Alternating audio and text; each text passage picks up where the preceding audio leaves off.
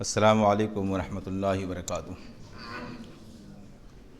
ان الحمد للہ نحمده ونستعینه ونستغفره ونعوذ باللہ من شرور انفسنا ومن سیئات اعمالنا من يهده اللہ فلا مضل له ومن يضلل فلا هادی له واشهد ان لا الہ الا اللہ وحدہ لا شریک له واشهد ان محمدا عبده ورسوله يا ايها الذين آمنوا اتقوا الله حق تقاته ولا تموتن الا وانتم مسلمون يا ايها الناس اتقوا ربكم الذي خلقكم من نفس واحدة وخلق منها زوجها وبث منهما رجالا كثيرا ونساء واتقوا الله الذي تساءلون به والارحام ان اللہ کان علیکم رقیبا یا ایہا الذین آمنوا اتقوا اللہ وقولوا قولا سدیدا یصلح لکم اعمالکم ویغفر لکم ذنوبکم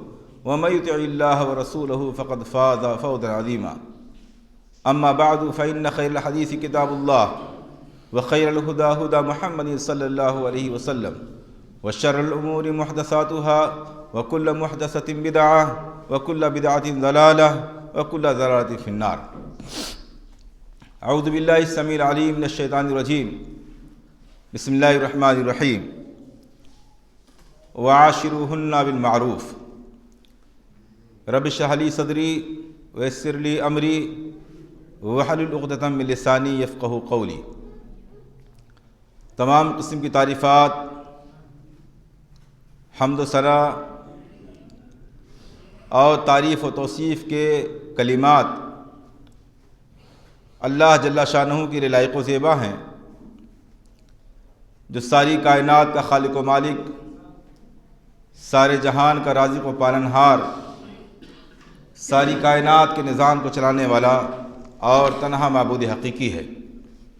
اللہ رب العالمین کے حمد و ثنا کے بعد اس کے بھیجے ہوئے تمام انبیاء اور رسول پر بے شمار رحمتیں، برکتیں، نوازشوں و درود و سلام نازل ہوں، خاص طور سے اس کے سب سے آخری نبی و رسول جناب محمد رسول اللہ صلی اللہ علیہ وسلم پر، آپ کے آل و اصحاب، آپ کے ازواج مطہرات اور قیامت تک صحیح معنوں میں آپ کی اتباع کرنے والے لوگوں پر۔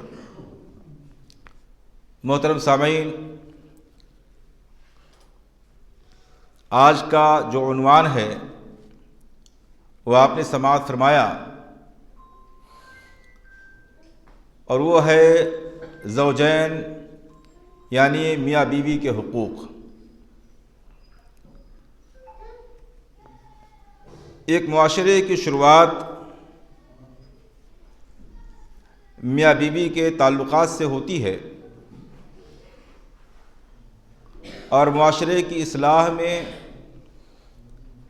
میاں بیوی کے تعلقات کا بہتر ہونا بہت بڑا، بلکہ یوں کہا جائے کہ سب سے بڑا کردار رکھتا ہے تو بے جا نہ ہوگا۔ آج معاشرے میں، ہماری اولاد میں، ہماری بچیوں میں جو کچھ بھی بگاڑ اور فساد ہے، ان تمام چیزوں کی جڑ اور اصل اور بنیاد و شروعات میاں بیوی کے تعلقات میں بگاڑ سے ہوتی ہے۔ چنانچہ آپ دیکھیں، صحیح مسلم کی روایت ہے، اللہ کے رسول صلی اللہ علیہ وسلم نے ارشاد فرمایا کہ ابلیس اپنا عرش پانی پر اور بعض روایات کی روشنی میں سمندر پر بچھاتا ہے، اور اپنے شیطانی لشکر کو لوگوں کے درمیان بہکانے، پھسلانے اور گمراہ کرنے کے لیے بھیجتا ہے، اور شام کو سارے لوگ اپنی کارکردگی بیان کرنے کے لیے جمع ہوتے ہیں، اور ابلیس پوچھتا ہے کہ آپ لوگوں نے کیا کیا؟ تو سب اپنا اپنا کارنامہ اور اپنی اپنی کارکردگی بیان کرتے ہیں۔ میں نے یہ فتنہ پیدا کیا، یہ فساد کیا، یہ لڑائی، یہ جھگڑا، یہ خرافات، یہ شرک، یہ بدعات، جو کچھ بھی لوگوں کے کارنامے ہوتے ہیں وہ شیاطین اپنے اپنے کارنامے بیان کرتے ہیں۔ اب یہ شیاطین دنیا کے اندر کیا کر رہے ہیں یہ آپ کی نظروں کے سامنے ہے. کیا کیا فتنہ و فساد اور خرابی اور برائی سماج کے اندر پائی جاتی ہے، یہ تمام شیاطین اکٹھا ہو کر کے ابلیس کے سامنے رپورٹنگ کرتے ہیں، اپنی کارروائی بیان کرتے ہیں. ابلیس ان سارے شیطانوں کی باتوں کو سن کر کہتا ہے تم نے کچھ نہیں کیا. یعنی اس کی نظر میں دنیا کا جو کچھ بھی فتنہ فساد اور خرابی ہے اس کی کوئی ویلو ہی نہیں. کہتا کچھ نہیں کیا تم نے. یہاں تک کہ ایک شیطان اٹھتا ہے اور وہ کہتا ہے کہ آج میں فلاں آدمی کے پیچھے پڑ گیا اور اس کا ساتھ نہیں چھوڑا، یہاں تک کہ ہم نے میاں بیوی کے درمیان تفریق کرا دی، دونوں کو الگ کرا دیا. شیطان اس کی بات سے، اس کے کام سے خوش ہوتا ہے اور کہتا ہے ہاں تم نے اچھا کام کیا. اس کو قریب بلاتا ہے، اس کو چمٹاتا ہے، گلے لگاتا ہے، اس کی تعریف کرتا ہے. یہ صحیح مسلم کی روایت ہے. آپ نے دیکھا اور آپ جانتے ہیں کہ اس دنیا میں سب سے بڑی عمر والا اور سب سے زیادہ تجربہ رکھنے والا اگر کوئی ہے تو ابلیس ہے.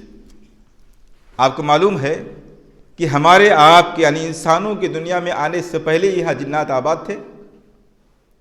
ابلیس جناتوں میں سے کان من الجن، یعنی ہم سے پہلے دنیا کو اس نے دیکھا. پھر وہ فرشتوں کی محفل میں شامل ہوا اور پھر وہاں سے وہ نکالا گیا اور آدم علیہ السلام سے لے کر کے آج تک جتنی بھی قومیں اور جتنے بھی انبیاء اور جتنے بھی سلسلے چلے، سب کا تجربہ اور سب کا علم اور سب کی گمراہیاں، سب کو بہکانا، وہ سب اس کے علم اور نالج میں ہے. ان ساری چیزوں کو سامنے رکھنے کے بعد آپ دیکھیں دنیا کا سب سے تجربہ کار جس نے انبیاء سے لے کر کے اور اولیاء اور بزرگوں تک کو گمراہ کرنے کی پوری کوششیں کی اور بعد موقع پر کامیاب بھی ہوا، وہ یہ کہہ رہا ہے کہ دنیا کے اندر جو کچھ بھی تم لوگوں نے کیا ہے وہ کچھ نہیں ہے. اگر کچھ کسی نے کیا ہے تو اس فلاں شیطان نے کیا ہے جس نے جا کر میاں بیوی کے درمیان تفریق کرا دی. معلوم یہ ہوا کہ دنیا کے اندر سارے فساد کی جڑ اور بنیاد میاں بیوی کے تعلقات تک خراب ہونا ہے. یہیں سے ابتدا و شروعات ہوتی ہے. اس لحاظ سے یہ موضوع ہمارے آپ کے لیے بہت اہم ہے. اگر اسے ہم سمجھیں اور اس پر عمل کرنے کی کوشش کریں تو یقیناً سماج کی بڑی حد تک اصلاح ممکن ہے. دیکھیے میاں بیوی کے درمیان جو حقوق ہیں انہیں بیان کرنے سے پہلے ایک بات میں بطور تمہید اور ذکر کروں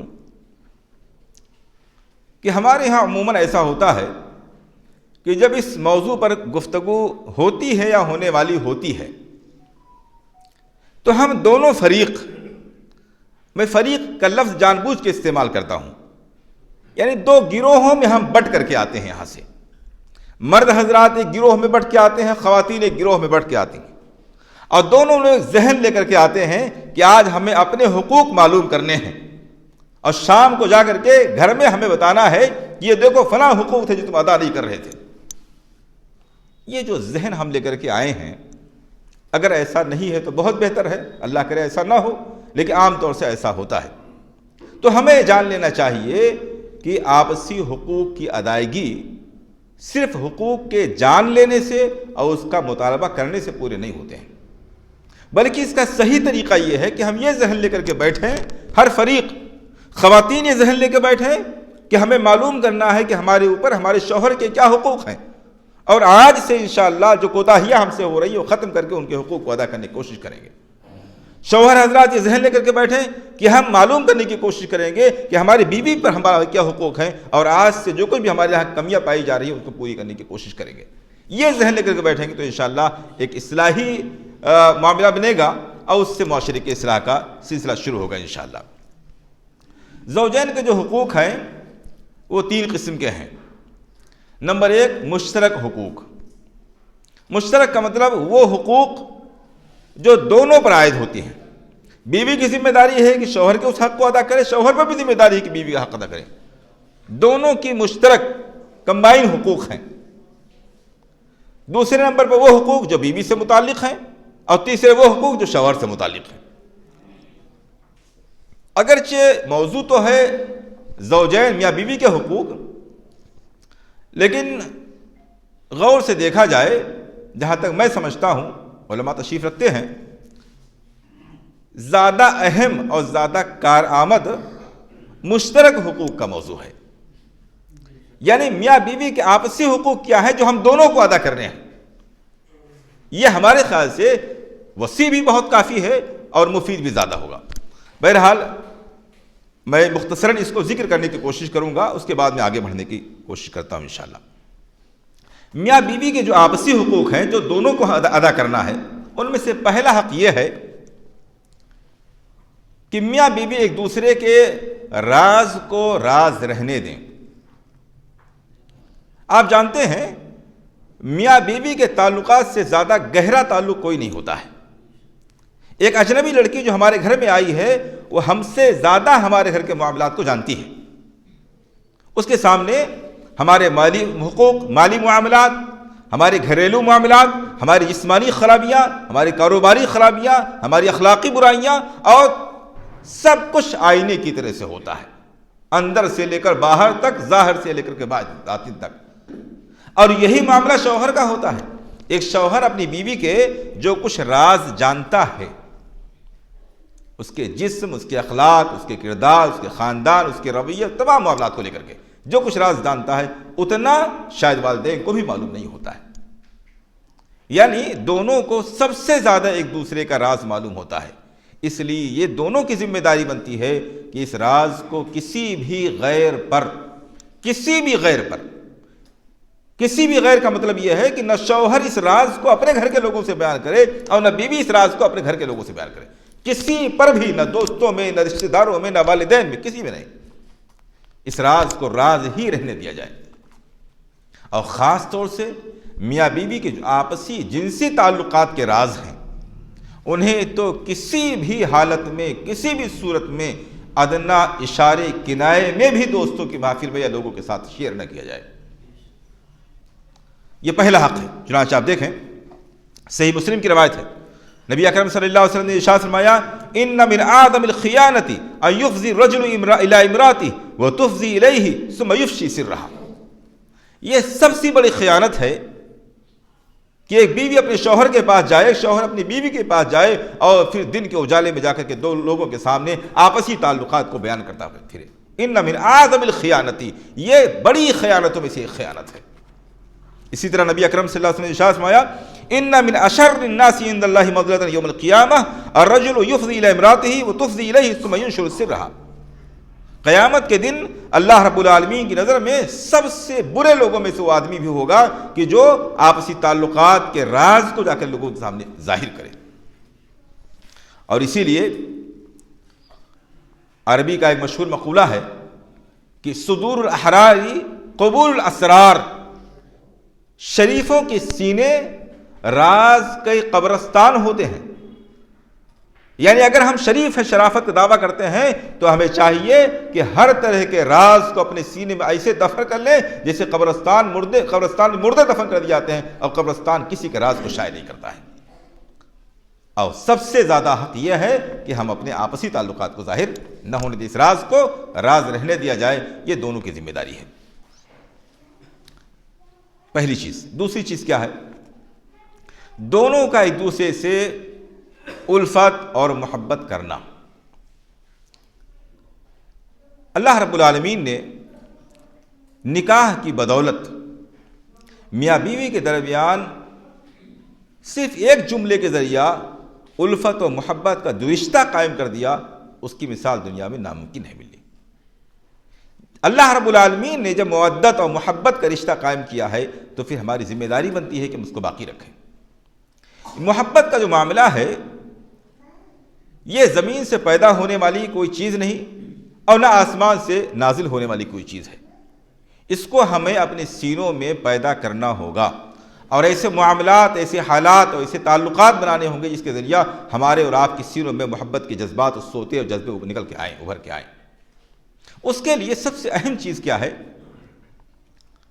ہم سب معاشرے میں بھی، اور خاص طور سے بات ہو رہی ہے زوجین کے حقوق کی، تو میاں بیوی بھی اس بات کو خوب سمجھ لیں کہ ہم دونوں بھی انسان ہیں، اور انسان ہونے کے ناطے غلطی ہونا،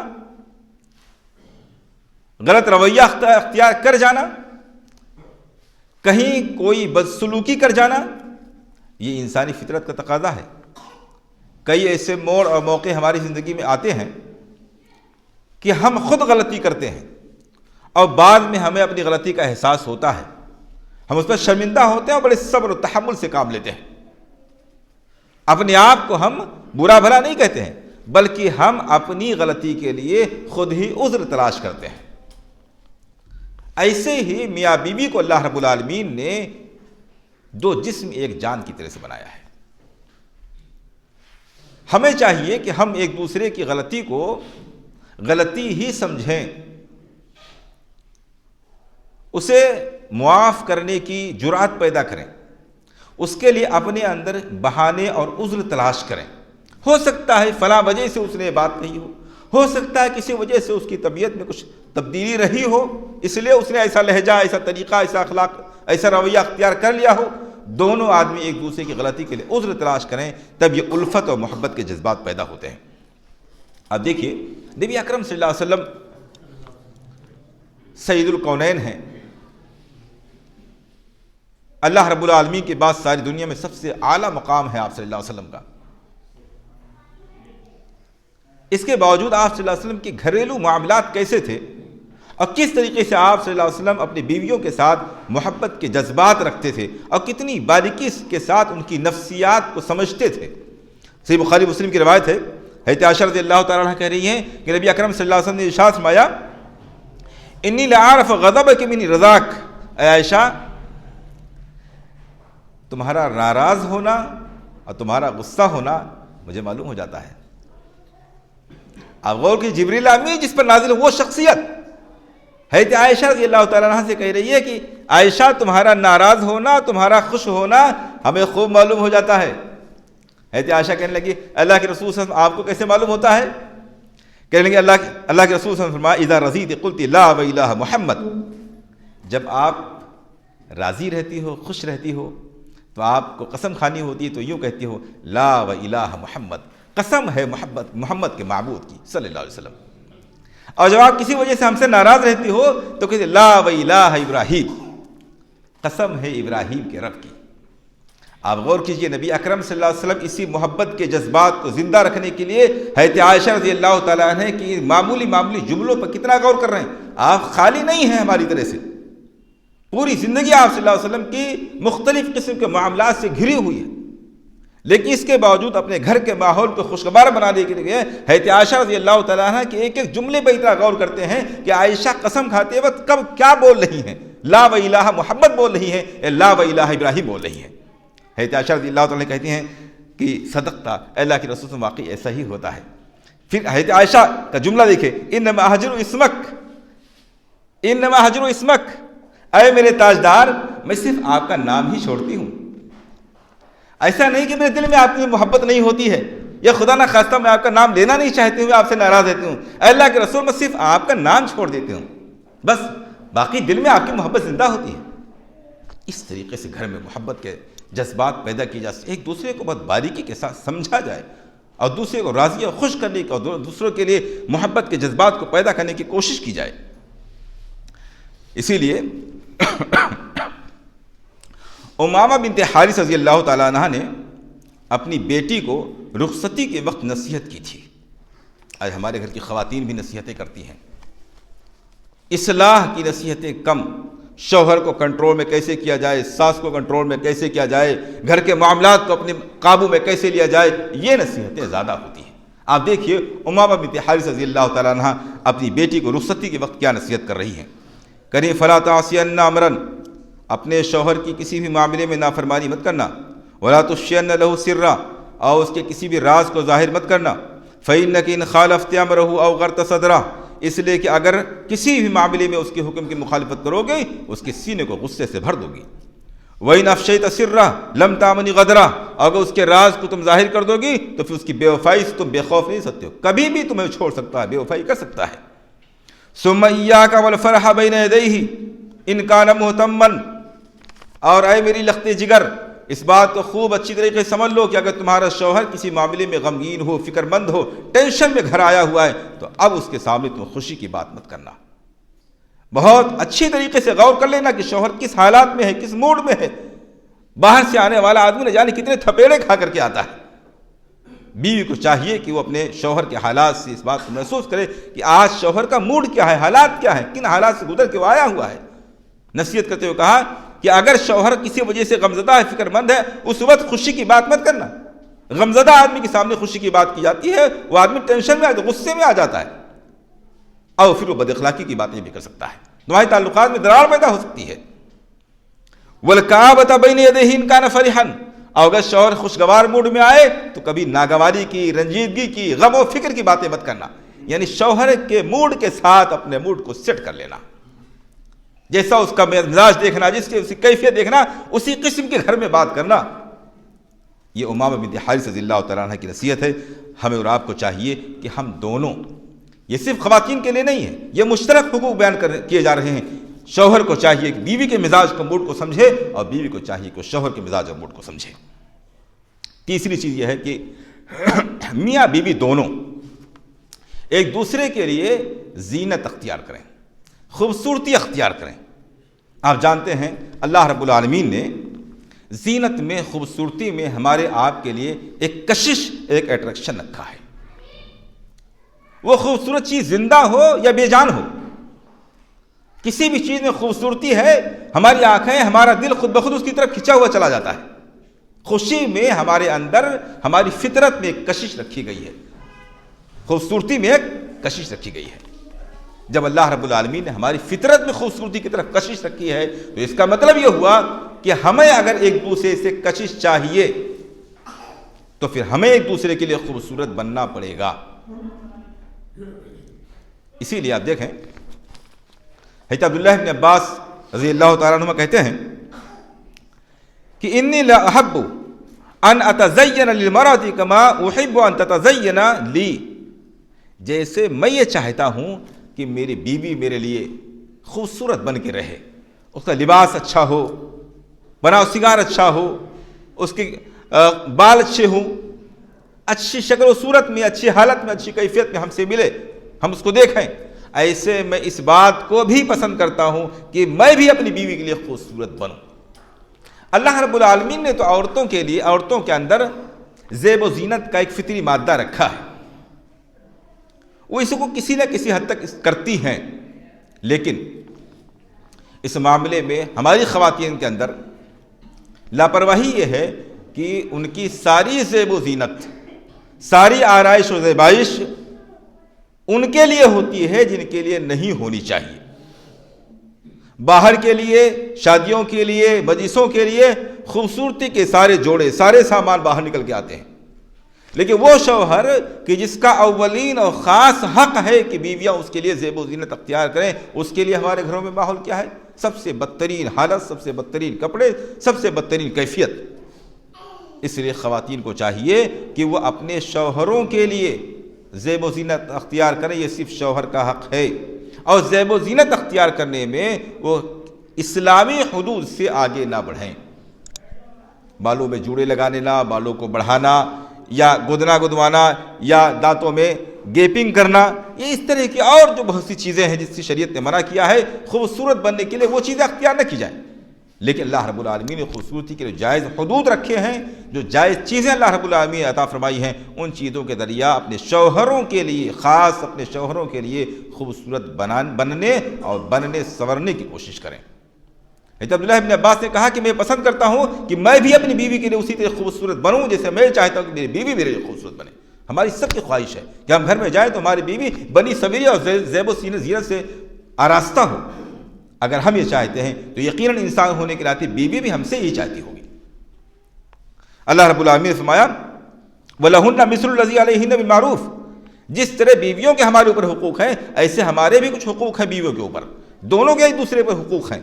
اس لیے جو ہم چاہتے ہیں کہ بیوی کی طرف سے ادا ہونا چاہیے، بیوی بھی چاہتی ہے کہ ہماری طرف سے وہ کام ہونا چاہیے۔ اور اسی لیے دیکھیے اسلاف میں، صحابہ کرام کے دور میں یہ بات معروف تھی کہ اگر گھر میں شوہر ہے تو بیوی کے حالات، اس کی کیفیات، اس کا بناؤ سنگار یہ بتا دیتا تھا کہ یہ شوہر والی ہے، اس کے گھر میں شوہر ہے۔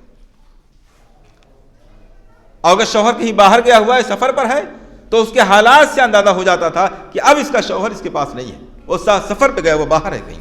کیسے معلوم ہوتا تھا؟ زیب و زینت کی تبدیلی سے۔ شوہر گھر میں ہے تو بیوی کے زیب و زینت، اس کا بناؤ سنگار بتاتا تھا کہ شوہر والی، اس کے گھر میں شوہر ہے۔ اور اگر شوہر باہر گیا ہوا ہے تو اس کے اندر اب وہ کیفیت نہیں، کس کے لیے وہ بنے سورے، کس کے لیے زیب و زینت اختیار کرے، تو اس کے حالات، اس کے کپڑے، اس کے بال اور اس کی کیفیات سے معلوم ہو جاتا تھا کہ اس کا شوہر اب یہاں موجود نہیں ہے۔ اب دیکھیے سنن ابی داؤد کی روایت ہے، حضرت عائشہ رضی اللہ تعالیٰ عنہ کہتی ہیں کہ خولہ بنت حکیم رضی اللہ تعالیٰ عنہ جو حضرت عثمان بن مظعون رضی اللہ تعالیٰ عنہ کی بیوی ہے، حضرت عثمان بن مظعون رضی اللہ تعالیٰ عنہ کی بیوی ہے حضرت خولہ بنت حکیم رضی اللہ تعالیٰ عنہ، وہ حضرت عائشہ رضی اللہ تعالیٰ عنہ کے پاس کسی کام سے آئیں۔ اللہ کے رسول صلی اللہ علیہ وسلم نے ان کو دیکھا کہ وہ بہت پراگندہ حالت میں ہیں، بناؤ سگار کے بغیر بہت ہی پراگندہ حالت میں ہیں، ان کے بال، ان کے کپڑے، ان کے حالات، ان کے زیب و زینت سے معلوم پڑ رہا ہے کہ بہت ہی بری حالت میں ہے، بری کیفیت میں ہے۔ اللہ کے رسول صلی اللہ علیہ وسلم نے پوچھا، یا عائشہ ما بزاحیت خولہ، عائشہ یہ خولہ کی حالت کو کس نے اتنا پراگندہ کر رکھا ہے، کیوں اتنی بری حالت انہوں نے بنا رکھی ہے؟ فقالت عائشہ یا رسول اللہ صلی اللہ علیہ وسلم امرأۃ لها زوج یصوم لیلها یصوم النہار ویقوم اللیل، یہ ایسی خاتون ہیں کہ جن کا شوہر دن کو روزے رکھتا ہے اور راتوں کو قیام کرتا ہے۔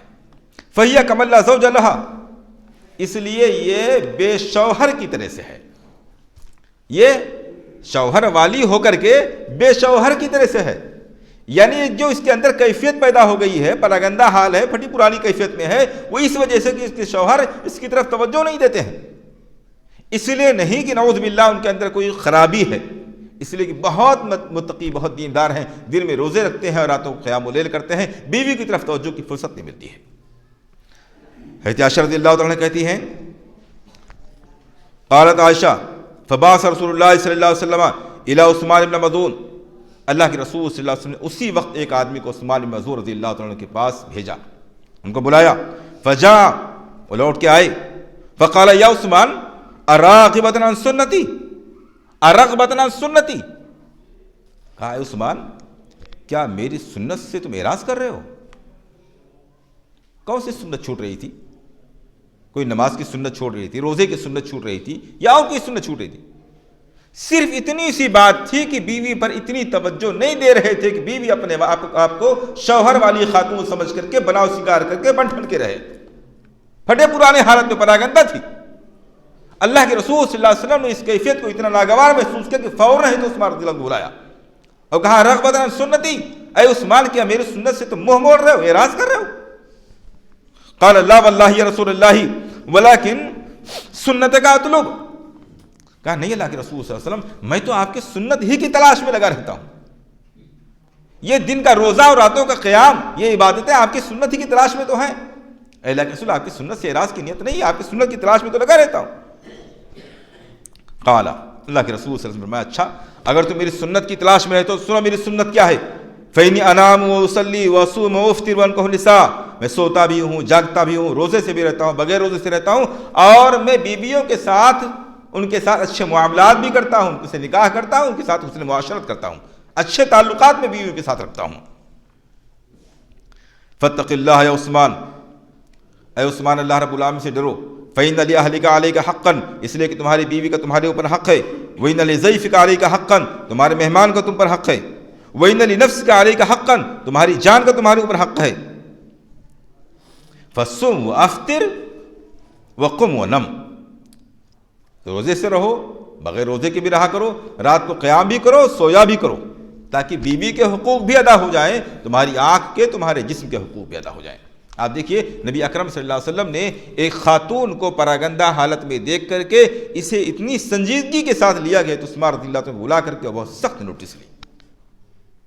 اسی قسم کی دوسری روایت دیکھیں آپ، صحیحہ کی روایت ہے، مسند احمد میں بھی ہے، کہ یہی عثمان بن مظعون ہیں، ان کی بیوی پہلے خوبصورت انداز میں رہتی تھی، مہندی لگایا کرتی تھی، زیب و زینت کیا کرتی تھیں، فترکت ہو، یہ سب چھوڑ دیا انہوں نے، فدخلت علیہ، حضرت عائشہ کہہ رہی ایک بار ہمارے پاس آئی تو میں نے ان سے کہا امشہدنا مغیب،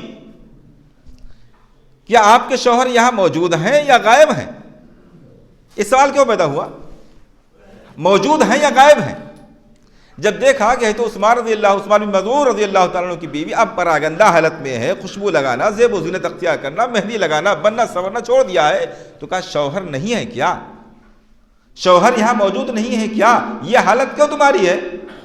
معلوم کیا ہوا؟ اسلاف میں صحابہ و صحابیات میں یہ بات معروف تھی کہ اگر شوہر نہیں ہے تب زیب و زینت چھوڑا جاتا تھا۔ زیب و زینت کا چھوڑ دینا یہ اس بات کی پہچان ہوتی تھی کہ اس کا شوہر گھر پہ نہیں ہے۔ اگر گھر پہ ہے تو اس کا مطلب بیوی کے انداز سے، اس کے لباس سے، اس کے طور طریقے سے، اس کے زیب و زینت سے معلوم و محسوس ہونا چاہیے کہ اس کا شوہر گھر پہ موجود ہے۔ اب مشہد مغیب، مشہد اب مغیب، حاضر ہے شوہر یا غائب ہے؟ فقالت مشہد کا مغیب، میرے شوہر موجود تو ہے مگر نہ ہونے کی طرح سے ہیں تو مگر نہ ہونے کی طرح سے ہیں، نہ تو ان کو دنیا کی پرواہ ہے اور نہ ہی بیوی کی طرف کوئی رغبت رکھتے ہیں۔ قالت عائشہ فدخل علی رسول اللہ صلی اللہ علیہ وسلم، حضرت عائشہ کہہ رہی ہے اللہ کے رسول صلی اللہ علیہ وسلم میرے پاس تشریف لائے تو میں نے آپ صلی اللہ علیہ وسلم کو اطلاع دی۔ اللہ کے رسول صلی اللہ علیہ وسلم جا کے تھے عثمان سے ملاقات کی اور کہا یا عثمان اتؤمن بما اؤمن به، اے عثمان جس پر میں ایمان رکھتا ہوں کیا تم بھی اسی بات پر ایمان رکھتے ہو؟ بیوی کی طرف توجہ نہیں دی گئی، بیوی نے زیب و زینت اختیار نہیں کیا۔ اللہ کے رسول صلی اللہ علیہ وسلم نے یہاں یہ سوال نہیں کیا کہ بیوی پر توجہ نہیں دے رہے ہو، سوال کیا کیا تؤمن بما نؤمن، کیا تمہارا بھی اسی پر ایمان ہے جس پر ہمارا ایمان ہے؟ اللہ کے رسول صلی اللہ علیہ وسلم نے بیوی کے ساتھ اچھے تعلقات کو بنانا اور بیوی اور شوہر کا ایک دوسرے کے لیے خوبصورتی اختیار کرنے کو ایمان سے سیدھا سیدھا جوڑا ہے۔ پھر آپ نے فرمایا، انہوں نے کہا نام یا رسول اللہ، اللہ کے رسول ہم بھی اسی پر ایمان رکھتے ہیں جس پر آپ رکھتے ہیں۔ آپ نے فرمایا فَأُسْوَةٌ مَا لَكَ بِنَا، کیا وجہ ہے کہ ہمارا اسوہ نہیں اختیار کر رہے ہو، ہمارا نمونہ کیوں نہیں اختیار کرتے ہو؟ یہ تو بیویوں کے تعلق سے معاملہ ہوا۔ شوہروں کو بھی چاہیے، شوہر حضرات اس معاملے میں انتہائی غافل واقع ہوئے ہیں۔ شوہروں کو بھی چاہیے کہ اگر ہم یہ چاہتے ہیں کہ ہماری بیویاں ہمارے لیے بن سنور کے رہیں اور اچھی حالت اچھی کیفیت میں نظر آئیں تو انہیں چاہیے کہ اپنے آپ میں بھی بننے سنورنے اپنی بیوی کے لیے خوبصورت بننے کی کوشش کریں۔ آپ نبی اکرم صلی اللہ علیہ وسلم کو دیکھیے، آپ صلی اللہ علیہ وسلم تیل کا، خوشبو کا، مسواک کا، بڑے بال رکھنے کا، ان سب چیزوں کا اہتمام کرتے تھے۔ حدیثوں میں آتا ہے آپ صلی اللہ علیہ وسلم گھر تشریف لے جاتے تھے، سب سے پہلے آپ کی شروعات مسواک سے ہوتی تھی، آپ کے منہ سے بدبو نہیں آنی چاہیے۔ آپ صلی اللہ علیہ وسلم کے بال خوبصورت اور بڑے ہوا کرتے تھے، آپ بھی رکھیں۔ جائز و حدود میں رہ کر کے بننا سورنا اللہ رب العالمین کی نعمت کی شکر گزاری کا حصہ ہے۔ آپ خوشبو لگائیں، آپ اپنے دانتوں کو اپنے منہ کو صاف رکھیں، آپ بال بڑے رکھیں، اس پہ مہندی لگائیں، اگر بال سفید ہو گئے ہیں تو اس کو آپ کالے رنگ کے علاوہ کسی دوسرے رنگ کے ذریعے آپ رنگ لیں، اس کو خوبصورت بننے کی کوشش کریں۔ سرما لگائیں آپ، اللہ کے رسول یہ سب سنتیں ہیں، آپ سب کو معلوم ہے یہ سب سنتیں اس لیے نہیں تھی کہ آپ صلی اللہ علیہ وسلم نعوذ باللہ خوبصورت نہیں تھے۔ آپ صلی اللہ علیہ وسلم تو سب سے خوبصورت ویسے ہی تھے، آپ کا پسینہ خوشبو سے زیادہ خوشبودار ہوا کرتا تھا، لیکن اس کے باوجود آپ صلی اللہ علیہ وسلم اپنی ازواج مطہرات کے لیے زیب و زینت اختیار کرتے تھے، آپ صلی اللہ علیہ وسلم کی سنت کا حصہ ہے۔ اس لیے شوہر حضرات کو چاہیے کہ وہ بھی جائز حد میں رہتے ہوئے اپنی بیویوں کے لیے بننے سنورنے، خوبصورت بننے اور خوبصورتی اختیار کرنے کا مکمل اہتمام کریں، اگر وہ چاہتے ہیں کہ ہماری خواتین بھی ہمارے لیے بنے سنورے اور ہمارے لیے بہتر انداز اختیار کریں۔ اسی لیے آپ دیکھیے صحیح مسلم وغیرہ کی روایت ہے، حضرت جابر رضی اللہ تعالیٰ عنہ کہہ رہے ہیں کہ ایک مرتبہ ہم لوگ سفر سے لوٹ رہے تھے، ہماری بھی جلد شادی ہوئی تھی اور ہم بہت جلدی میں اپنے اونٹ کو ہکا کر کے آگے بڑھنا چاہتے تھے، مگر میرا اونٹ میرا ساتھ نہیں دے رہا تھا۔ ایک صاحب پیچھے سے آئے اور انہوں نے نیزے سے ہمارے اونٹ کو مارا اور ہمارا اونٹ بڑی تیزی سے چلنے لگا۔ میں نے مڑ کے دیکھا تو نبی اکرم صلی اللہ علیہ وسلم تھے۔ اب پوچھا اے جابر کس بات کی جلدی ہے؟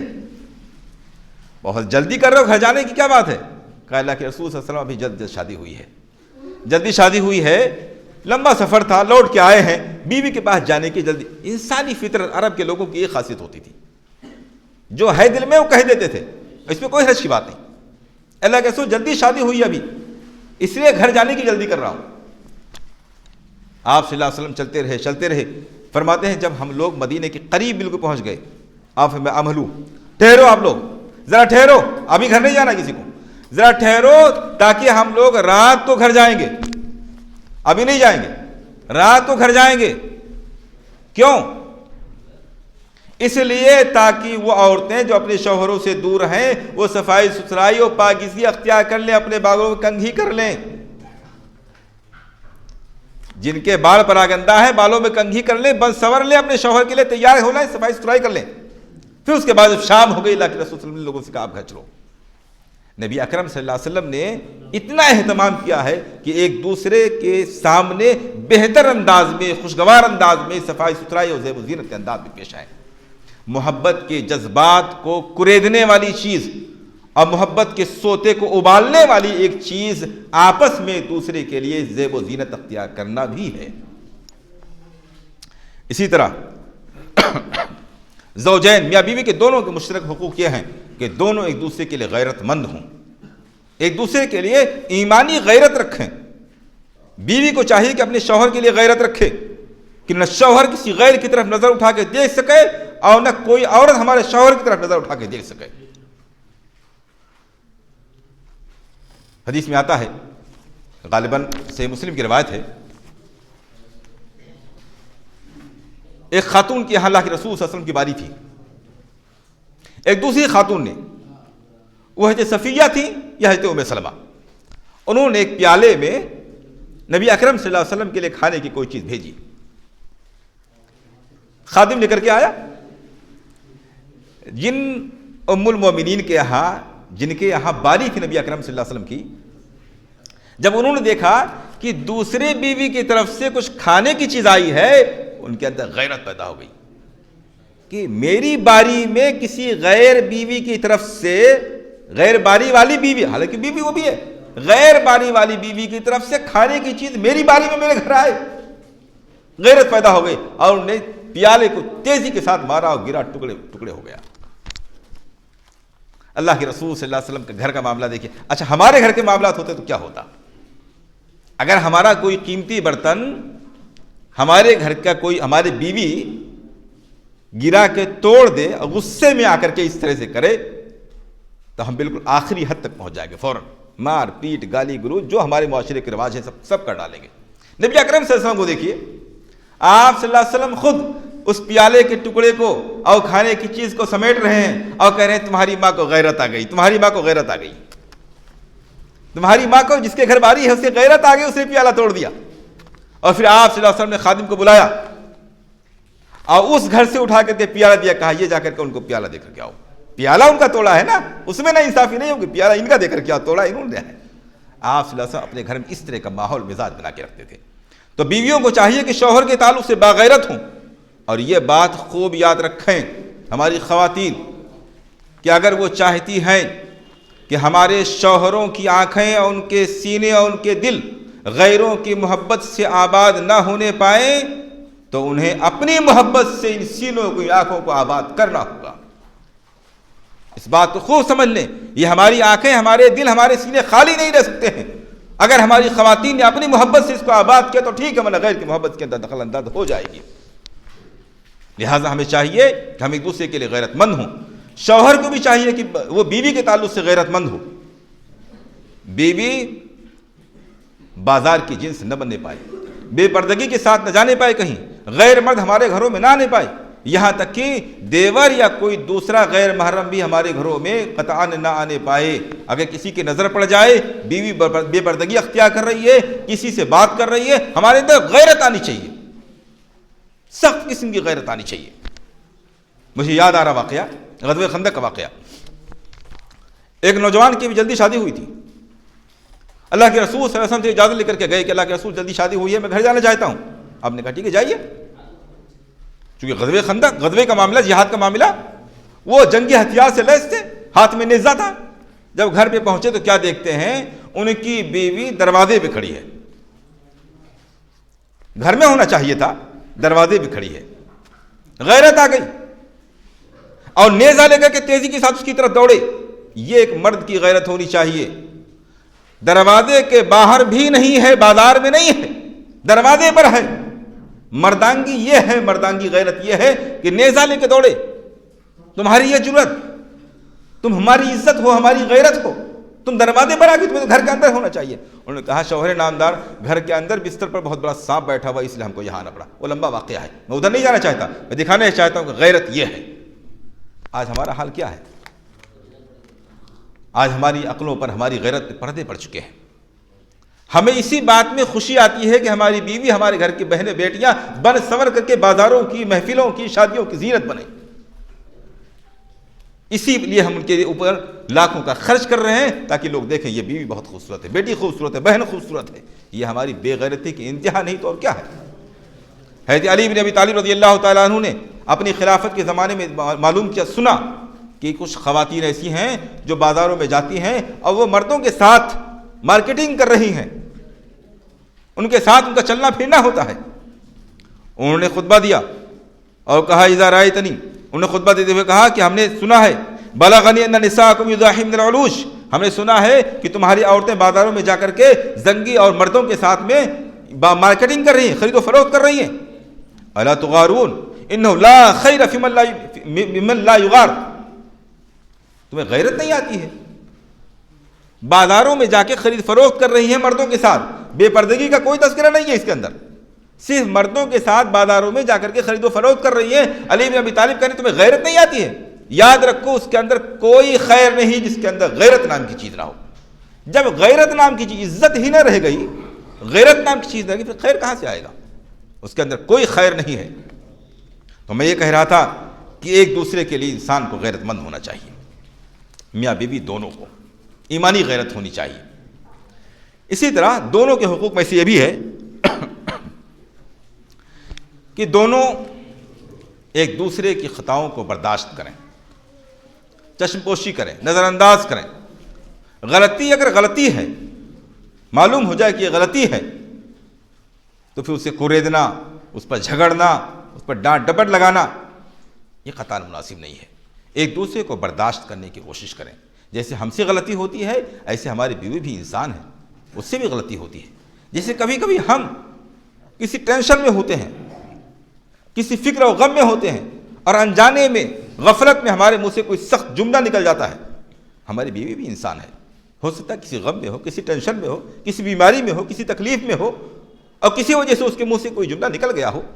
اگر ایسی کیفیت پیدا ہوتی ہے، اور ہوتی ہے، یقینی طور پر ہوتی ہے، مرد حضرات بھی بیویوں کے ساتھ ایسا سلوک کر بیٹھتے ہیں اور بیویوں کی طرف سے ایسے سلوک ہوتے ہیں، پھر ہمیں کیا کرنا چاہیے؟ ایک دوسرے کو برداشت کرنا چاہیے۔ اور برداشت کرنے کا نسخہ یوں ہے، کتاب و سنت نے کسی چیز کو چھوڑا نہیں ہے، اسلاف کی زندگیوں سے کوئی چیز باقی نہیں بچی ہے۔ اب دیکھیے ابو دردہ رضی اللہ تعالیٰ عنہ ہیں، انہوں نے اپنی بیوی کو نصیحت کرتے ہوئے کہا تھا، یہ جملہ اگر ہم لوگ سمجھ لیں اور اپنی زندگیوں میں فالو کر لیں، بہت سے معاملات حل ہو جائیں گے۔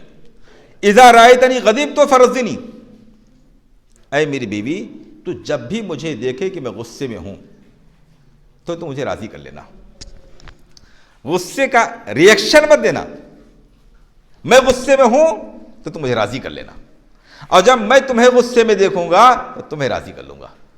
ہم دونوں یہ آج سے طے کر لیں کہ جب بھی ہم آپ کو غصے میں دیکھیں گے آپ ہم کو راضی کر لینا، ہم آپ کو غصے میں دیکھیں آپ کو راضی کر لیں گے، اور جب اس کے اپوزٹ ہوگا، ایک دوسرے کو جب غصے میں دیکھیں تو دوسرے راضی کر لیں گے۔ آخری جملہ کیا تھا؟ وَإِلَّا لَمْ نَسْتَحِبْ، اگر ایسا ہم نہیں کریں گے تو پھر ایک ساتھ نہیں رہ سکتے ہیں، خوشگوار زندگی نہیں گزار سکتے ہیں، میاں بیوی کے تعلقات بہتر ہوں گے ممکن نہیں ہے۔ اس کے لیے نسخہ ذہنوں میں رکھیں، جب شوہر غصے میں ہو بیوی اس کو راضی کر لے، بیوی اس کے غصے کو ٹھنڈا کرنے کی کوشش کرے، اور اگر بیوی کی کسی وجہ سے غصے میں ہے تو شوہر کو چاہیے کہ اس وقت وہ اچھے موڈ میں آ جائے، خوشگوار باتیں کرے، ہنسی کی باتیں کرے، تاکہ وہ غصہ کافور ہو جائے، ختم ہو جائے۔ ابھی دیکھا آپ نے، ایک زوجہ نے ایک پیالہ کھانے سمیت توڑ کے گرا دیا، اللہ کے رسول صلی اللہ علیہ وسلم دیکھا کہ غیرت آ گئی ہے، غصے میں ہے، ناراض ہونے کے بجائے آپ صلی اللہ علیہ وسلم نے پیالے کو سمیٹا، کھانے کو سمیٹا اور کہا تمہاری ماں کو غیرت آ گئی ہے۔ نہ ناراض ہوئے، نہ غصہ ہوئے، نہ گالی گلوچ، نہ برا بھلا کہنا، کچھ نہیں، ایک دوسرے کو راضی کرنے کی کوشش کریں، اس سے صبر کے جذبات پیدا ہوں گے اور ایک دوسرے کے تعلقات میں بہتری آئے گی۔ اسی طرح ایک دوسرے کے حقوق میں سے بڑی چیز ذمہ داری یہ ہے کہ ایک دوسرے کا دینی معاملات میں، خیر کے معاملات میں، نیکی و بھلائی کے معاملے میں تعاون کریں۔ یہ زندگی دو پہیوں کی گاڑی ہے جسے ایک پہیے پر نہیں چلایا جا سکتا ہے۔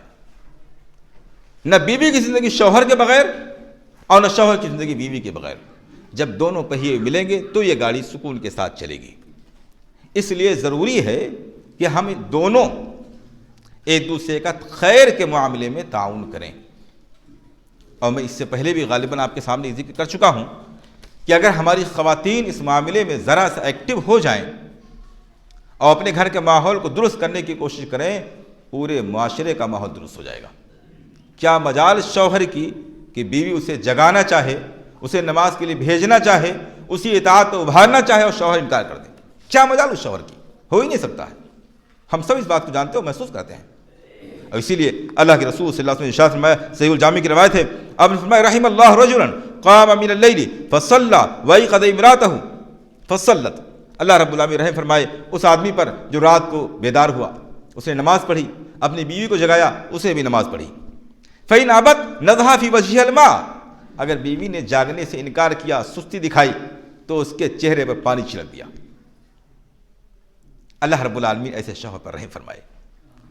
اور یہی بات اللہ کے رسول صلی اللہ علیہ وسلم نے بیوی کے لیے فرمائی. وَرَحِمَ اللَّهُ امْرَأَةً.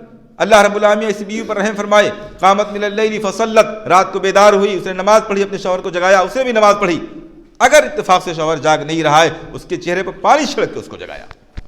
یعنی دونوں ایک دوسرے کے اس معاملے میں اتنے خیر خواہ ہیں کہ چاہے ناراض کیوں نہ ہو جائے، پانی کیوں نہ چھڑکنا پڑے، مگر خیر کے لیے جگائیں گے، نیکی کے لیے ان کو آمادہ کرنے کی کوشش کریں گے.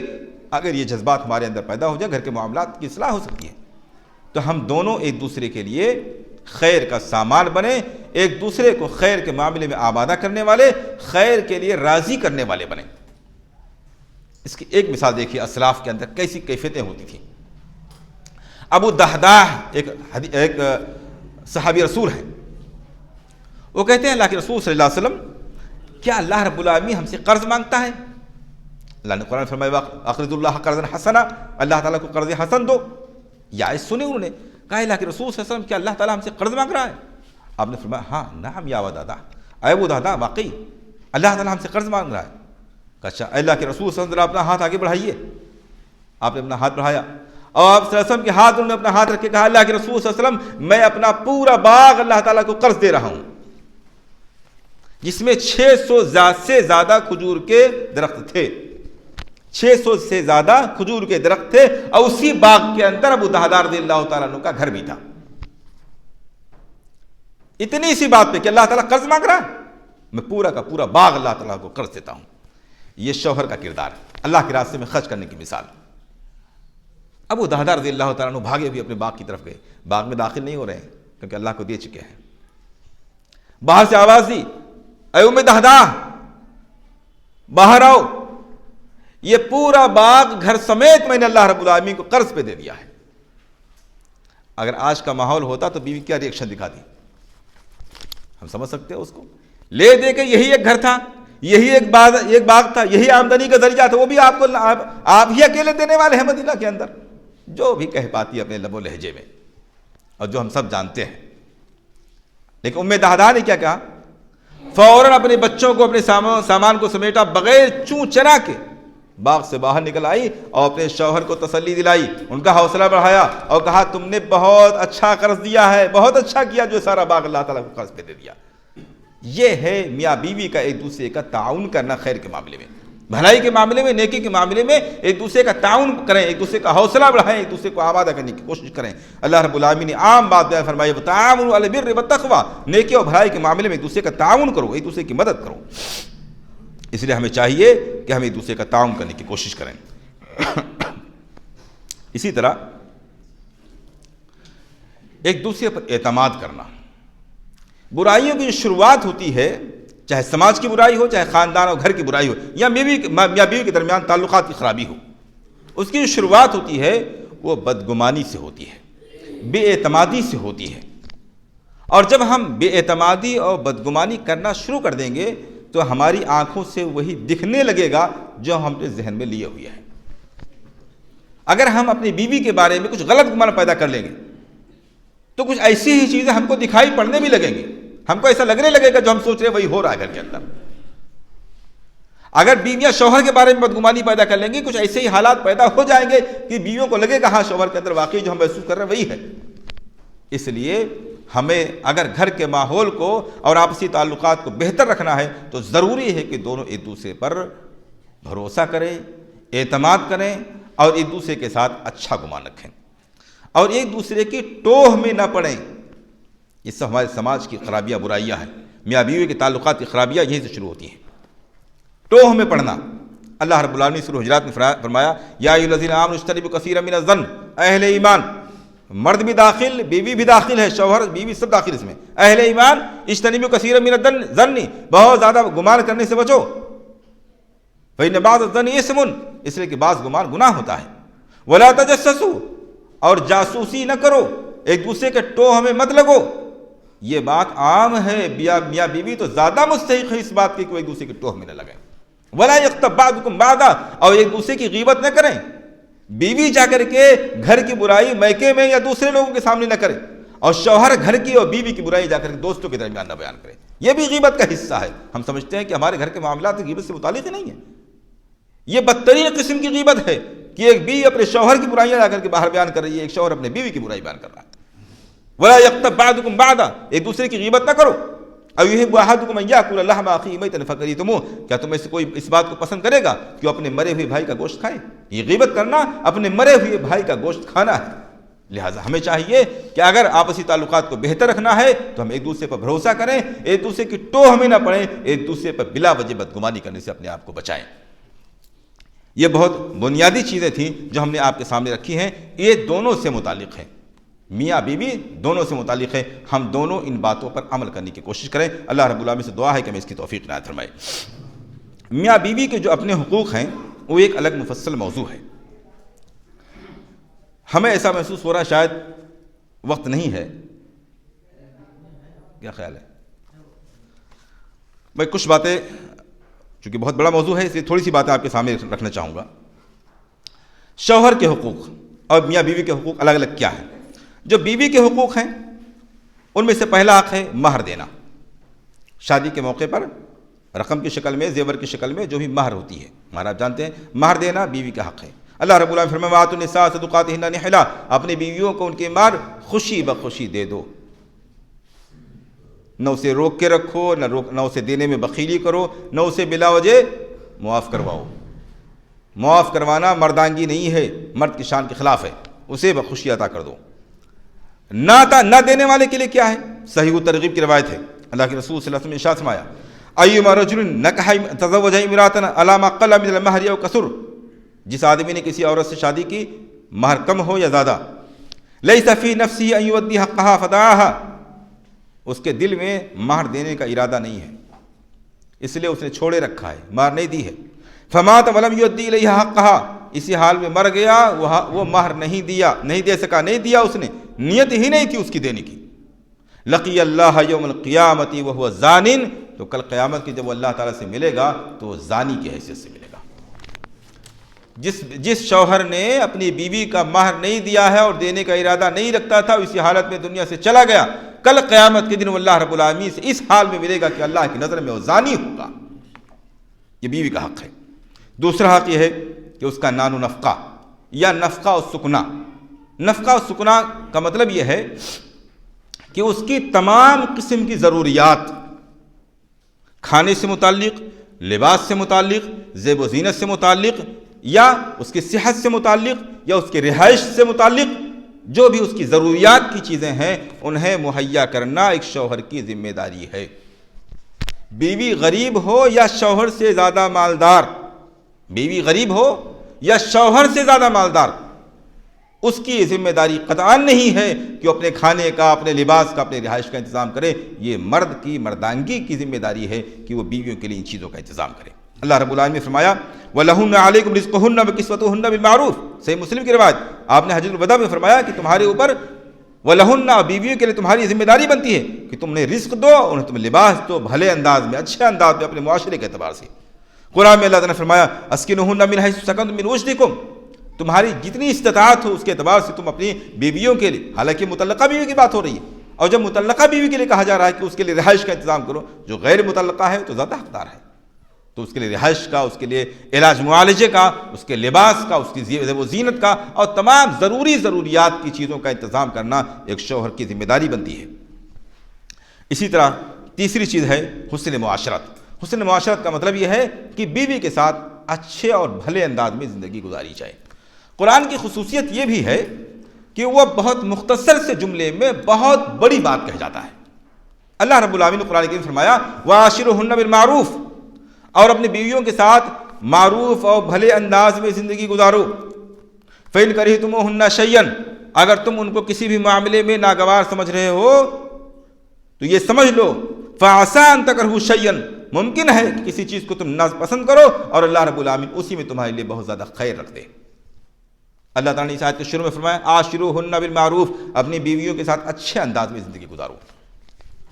اچھے اور بھلے انداز میں زندگی گزارنے کی مختلف شکلیں ہیں، یہ ایک مکمل موضوع ہے۔ اس کو مختصر میں یوں سمجھ لیں آپ کہ اپنی بیوی سے محبت کرنے کی، اسے راضی اور خوش رکھنے کی، اس کے مزاج اور ماحول اور صحت کو خوشگوار بنانے کی جو بھی شکلیں بن سکتی ہیں سب اس حسن معاشرت میں داخل ہیں۔ میں اس کی مثال دے رہا ہوں آپ کے سامنے۔ نبی اکرم صلی اللہ علیہ وسلم نے حضرت عائشہ رضی اللہ تعالیٰ عنہ سے جو نکاح کیا، جو وداعی ہوئی، وہ ہجرت کے بعد ہوئی، اور ہجرت میں جب ہجرت ہوئی تو آپ صلی اللہ علیہ وسلم کی عمر آلریڈی 53 سال کی ہو چکی تھی۔ 40 سال کے بعد نبی بنائے گئے، 13 سال مکہ میں رہے، 53 سال ہو چکی تھی۔ اس کے بعد میں حضرت عائشہ رضی اللہ تعالیٰ عنہ کی رخصتی ہوتی ہے۔ اس کے بھی کچھ دنوں کی بات ہے، اللہ کے رسول صلی اللہ علیہ وسلم ایک سفر میں ہیں، حضرت عائشہ کی باری ہے، حضرت عائشہ کے ساتھ میں ہیں، آپ نے لوگوں سے کہا آپ لوگ آگے نکل جاؤ، لوگ آگے نکل گئے۔ آپ صلی اللہ علیہ وسلم حضرت عائشہ سے کہہ رہے ہیں عائشہ چلو دوڑ کا مقابلہ کرتے ہیں۔ یہ کون کہہ رہا ہے؟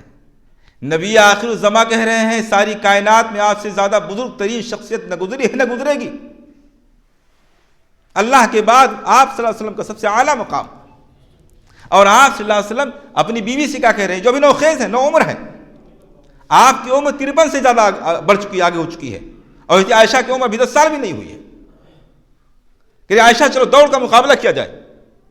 کہ ہمارے یہاں اس عمر کے لوگوں میں اس قسم کے جذبات ہیں؟ ہم تو یہ سمجھتے ہیں کہ اگر بچے 2-4 ہو گئے تو پھر ہمارا ہنسنا ملنا بولنا اور ہنسی مذاق کرنا یہ سب ختم، یہ سب تو نوجوانی دولہا دلہن کا مسئلہ تھا۔ نہیں، اگر ہم گھر کے تعلقات کو خوشگوار رکھنا چاہتے ہیں تو ضروری ہے کہ نبی اکرم صلی اللہ علیہ وسلم کی سنت کو بھی ذہن میں رکھیں۔ اللہ کے رسول صلی اللہ علیہ وسلم نے دوڑ کا مقابلہ کیا، حضرت عائشہ ہلکی پھلکی تھی، جیت گئی۔ میں سمجھتا ہوں اگر اللہ کے رسول صلی اللہ علیہ وسلم جیتنا چاہتے تو شاید جیت جاتے۔ علماء موجود ہیں، میں ان کی موجودگی میں بات کہتا ہوں، آپ صلی اللہ علیہ وسلم کو 40 مردوں کے برابر طاقت دی گئی تھی۔ حضرت عائشہ بھی نوخیز ہیں۔ آپ صلی اللہ علیہ وسلم جنگ کرنے کی طاقت رکھتے ہیں۔ آپ کو معلوم ہے ایک مرتبہ مدینے کے اندر شور سنائی پڑا، ابھی لوگ اپنے گھوڑوں پر زین کس کے تیار ہوتے اور باہر نکل کے دیکھتے، تب تک وہ دیکھ رہے ہیں کہ نبی اکرم صلی اللہ علیہ وسلم گھوڑے کی ننگی پیٹھ پر سوار اور تلوار لے کر کے مدینے کے باہر سے واپس آ رہے ہیں، اور لوگوں سے کہہ رہے ہیں جاؤ آرام سے تم لوگ سو جاؤ، میں دیکھ کر کے آ گیا، کوئی خطرہ نہیں ہے۔ تو اگر ایسے نبی خود آگے بڑھنا جیتنا چاہتا تو کیا ناممکن تھا؟ مگر شاید واللہ عالم بالصواب، شاید حضرت عائشہ رضی اللہ تعالیٰ عنہ کو خوش کرنے کے لیے، ان کے موڈ کو خوشگوار کرنے کے لیے آپ صلی اللہ علیہ وسلم نے ایسا کیا، اللہ عالم بالصواب۔ پھر کچھ دنوں کے بعد دوبارہ ایسا ہی ہوا، لوگوں سے کہا آگے بڑھ جاؤ، حضرت عائشہ سے کہا ٹھہرو ذرا، پھر دوڑ کا مقابلہ کریں گے۔ پھر مقابلہ ہوا، حضرت عائشہ کہہ رہی اب ہمارا جسم ذرا بھاری ہو گیا تھا، اس بار میں ہار گئی، آپ صلی اللہ علیہ وسلم جیت گئے۔ اور آپ نے عائشہ یہ اس ہار کے بدلے میں ہے، اس ہار کے بدلے میں یہ جیت ہے۔ یہ سب ماحول کو خوشگوار بنانے کی باتیں ہیں۔ حضرت عائشہ رضی اللہ تعالیٰ عنہ کو اللہ کے رسول صلی اللہ علیہ وسلم کبھی عائشہ کہہ کے آواز دے رہے ہیں، بلا رہے ہیں، کبھی یا عائش یا عائش، یعنی نام ادھورا۔ گھر کے ماحول کو خوشگوار بنانے کی چیزیں۔ آپ صلی اللہ علیہ وسلم کے گھر میں رخصتی ہوئی تھی، عائشہ رضی اللہ تعالیٰ عنہ تشریف لا رہی ہیں، اور وہ اپنے ساتھ گڑیا کھیلنے کی گڑیا لے کر کے آ رہی ہیں۔ آپ صلی اللہ علیہ وسلم گھر میں تشریف لاتے ہیں، حضرت عائشہ رضی اللہ تعالیٰ عنہ اپنی سہیلیوں کے ساتھ کھیل رہی ہوتی ہیں، آپ صلی اللہ علیہ وسلم کو دیکھ کر کے آپ کی سہیلیاں چھپنے لگتی ہیں، آپ صلی اللہ علیہ وسلم جا کے ان کو تلاش کے نکال کے لاتے آتے ہیں، جاؤ کھیلو تم لوگ۔ گھر کے ماحول کو خوشگوار بنانے کی باتیں ہیں جو آخر الزمان نبی آخر الزمان صلی اللہ علیہ وسلم نے اس عمر میں دکھلائی ہے ہم کو. تو یہ سب طریقے ہیں گھر کے ماحول کو خوشگوار بنانے کے. یہ سب عاشروہن بالمعروف میں داخل اور شامل ہیں. آپ بیٹھیے، کھیل کود کیجیے، آپ کسی بھی عمر کے آدمی ہیں، آپ کھیل کود کیجیے، ہنسی مذاق کیجیے. ہنسی مذاق کرنا، کھیل کود کرنا، دوڑ کرنا، یہ اسی کا تذکرہ میں کر رہا تھا. یہ سب نبی اکرم صلی اللہ علیہ وسلم کی سنت ہے اور گھر کے ماحول کو خوشگوار بنانے کی چیزیں ہیں. اسی طرح بیوی کا چوتھا حق ہے تعلیم و تربیت. بیوی ہمارے بچوں کی ماں ہے یا بننے والی ہے. وہ ہمارے بچے کا پہلا مدرسہ ہونے والی ہے یا ہو چکی ہے. ہمارے بچے کا پہلا گود ہے. اس کے دودھ کے ایک ایک قطرے میں ہمارے بچے کے لیے ذہن سازی کے سامان موجود ہیں. ہم اس کو جتنی زیادہ بہتر بنا لے جائیں گے اتنے زیادہ ہماری اگلی نسل بہتر بنے گی، ہمارے گھر کا ماحول اچھا اور بہتر بنے گا. ہمارے یہاں سمجھا جاتا ہے کہ بیوی کی تعلیم اور تربیت کا سارا معاملہ والدین کی ذمہ داری ہے. اب بیوی رخصت ہو گئی، ہمارے گھر آ گئی رخصت ہو کر کے، اب تعلیم و تربیت سے ہمارا کوئی تعلق نہیں ہے. حالانکہ ایسا قطعاً نہیں ہے. اللہ رب العالمین نے قرآن کریم میں فرمایا یا ایھا الذین آمنوا قوا انفسکم واہلیکم نارا، اپنے آپ کو اور اپنے تمام گھر والوں کو جہنم کی آگ سے بچاؤ. اور جہنم کی آگ سے بچانے کے لیے تعلیم و تربیت ضروری ہے. اس لیے ایک شوہر کی ذمہ داری بنتی ہے کہ بیوی کسی بھی عمر میں ہو، کسی بھی عمر میں ہو، اس کی تعلیم و تربیت کا انتظام کرے. ہم میں سے کتنے گھروں کی عورتیں ایسی ہیں کہ انہیں قرآن ناظرہ نہیں آتا صحیح طریقے سے. ہمارے یہاں یو پی میں ماحول نہیں ہے. ہم نے دیکھا ساؤتھ وغیرہ میں، یقین مانیں آپ، 50 سال سے اوپر کی خاتون، شوہر ایک دوسری مسجد میں آتا ہے تراویح پڑھنے کے لیے اور وہ یہاں آنے سے پہلے اپنی بیوی کو چھوڑ کے آتا ہے دوسری جگہ قرآن ناظرہ سیکھنے کے لیے رمضان کے مہینے میں. پھر وہ دونوں میاں بیوی لوٹ کے کئی کلومیٹر پیچھے اپنے گھر جاتے ہیں، پھر وہ اپنا سحری وغیرہ کی تیاریاں کرتے ہیں. تو یہ ہمارے یہاں کے ماحول میں نہیں ہے چیز. اس لیے ہماری ذمہ داری بنتی ہے کہ ہماری بیوی اگر پڑھی ہوئی نہیں ہے، ہماری بیوی اگر ناظرہ نہیں پڑھی ہوئی ہے، ہماری بیوی کے دعائیں نہیں یاد ہیں، ہماری بیوی کی نماز نہیں ہے صحیح طریقے سے، یہ سب چیزیں چیک کریں، اس کو سکھائیں، اس کو بتائیں. آپ محسوس کریں گے یہ آپ کی چھوٹی چھوٹی باتیں آپ کے گھر کے ماحول کی کایا پلٹ دیں گی. کایا پلٹ دیں گی. سب چیزوں میں اللہ رب العالمین نے اتنا خیر و برکت رکھا ہے کہ پورا کا پورا ماحول تبدیل ہو کے رہ جائے گا. اس لیے اپنے بچوں کی اور اپنے بیویوں کی تعلیم و تربیت کا انتظام کریں. اور یہ بات ذہن میں رکھیں، جو بچیوں سے متعلق بھی ہے اور ہماری بیوی بھی کسی کی بچی ہی ہے. علماء نے لکھا ہے کہ تربیت الاولاد اشق و تربیت البنات ادق و اصبر. بچوں کی جو تربیت ہے، لڑکوں کی تربیت زیادہ دشوار ہے، مشکل ہے، شرارتی ہوتے ہیں، ان کو سنبھالنا ذرا مشکل ہوتا ہے. لیکن بچیوں کی تربیت بہت باریک بین ہے، بہت باریک بینی سے کرنے کی ہوتی ہے، ادق بہت زیادہ باریکی سے کرنے کی ہے. وہ اصبر، اور اس میں بہت زیادہ صبر و تحمل سے کام لینا پڑتا ہے.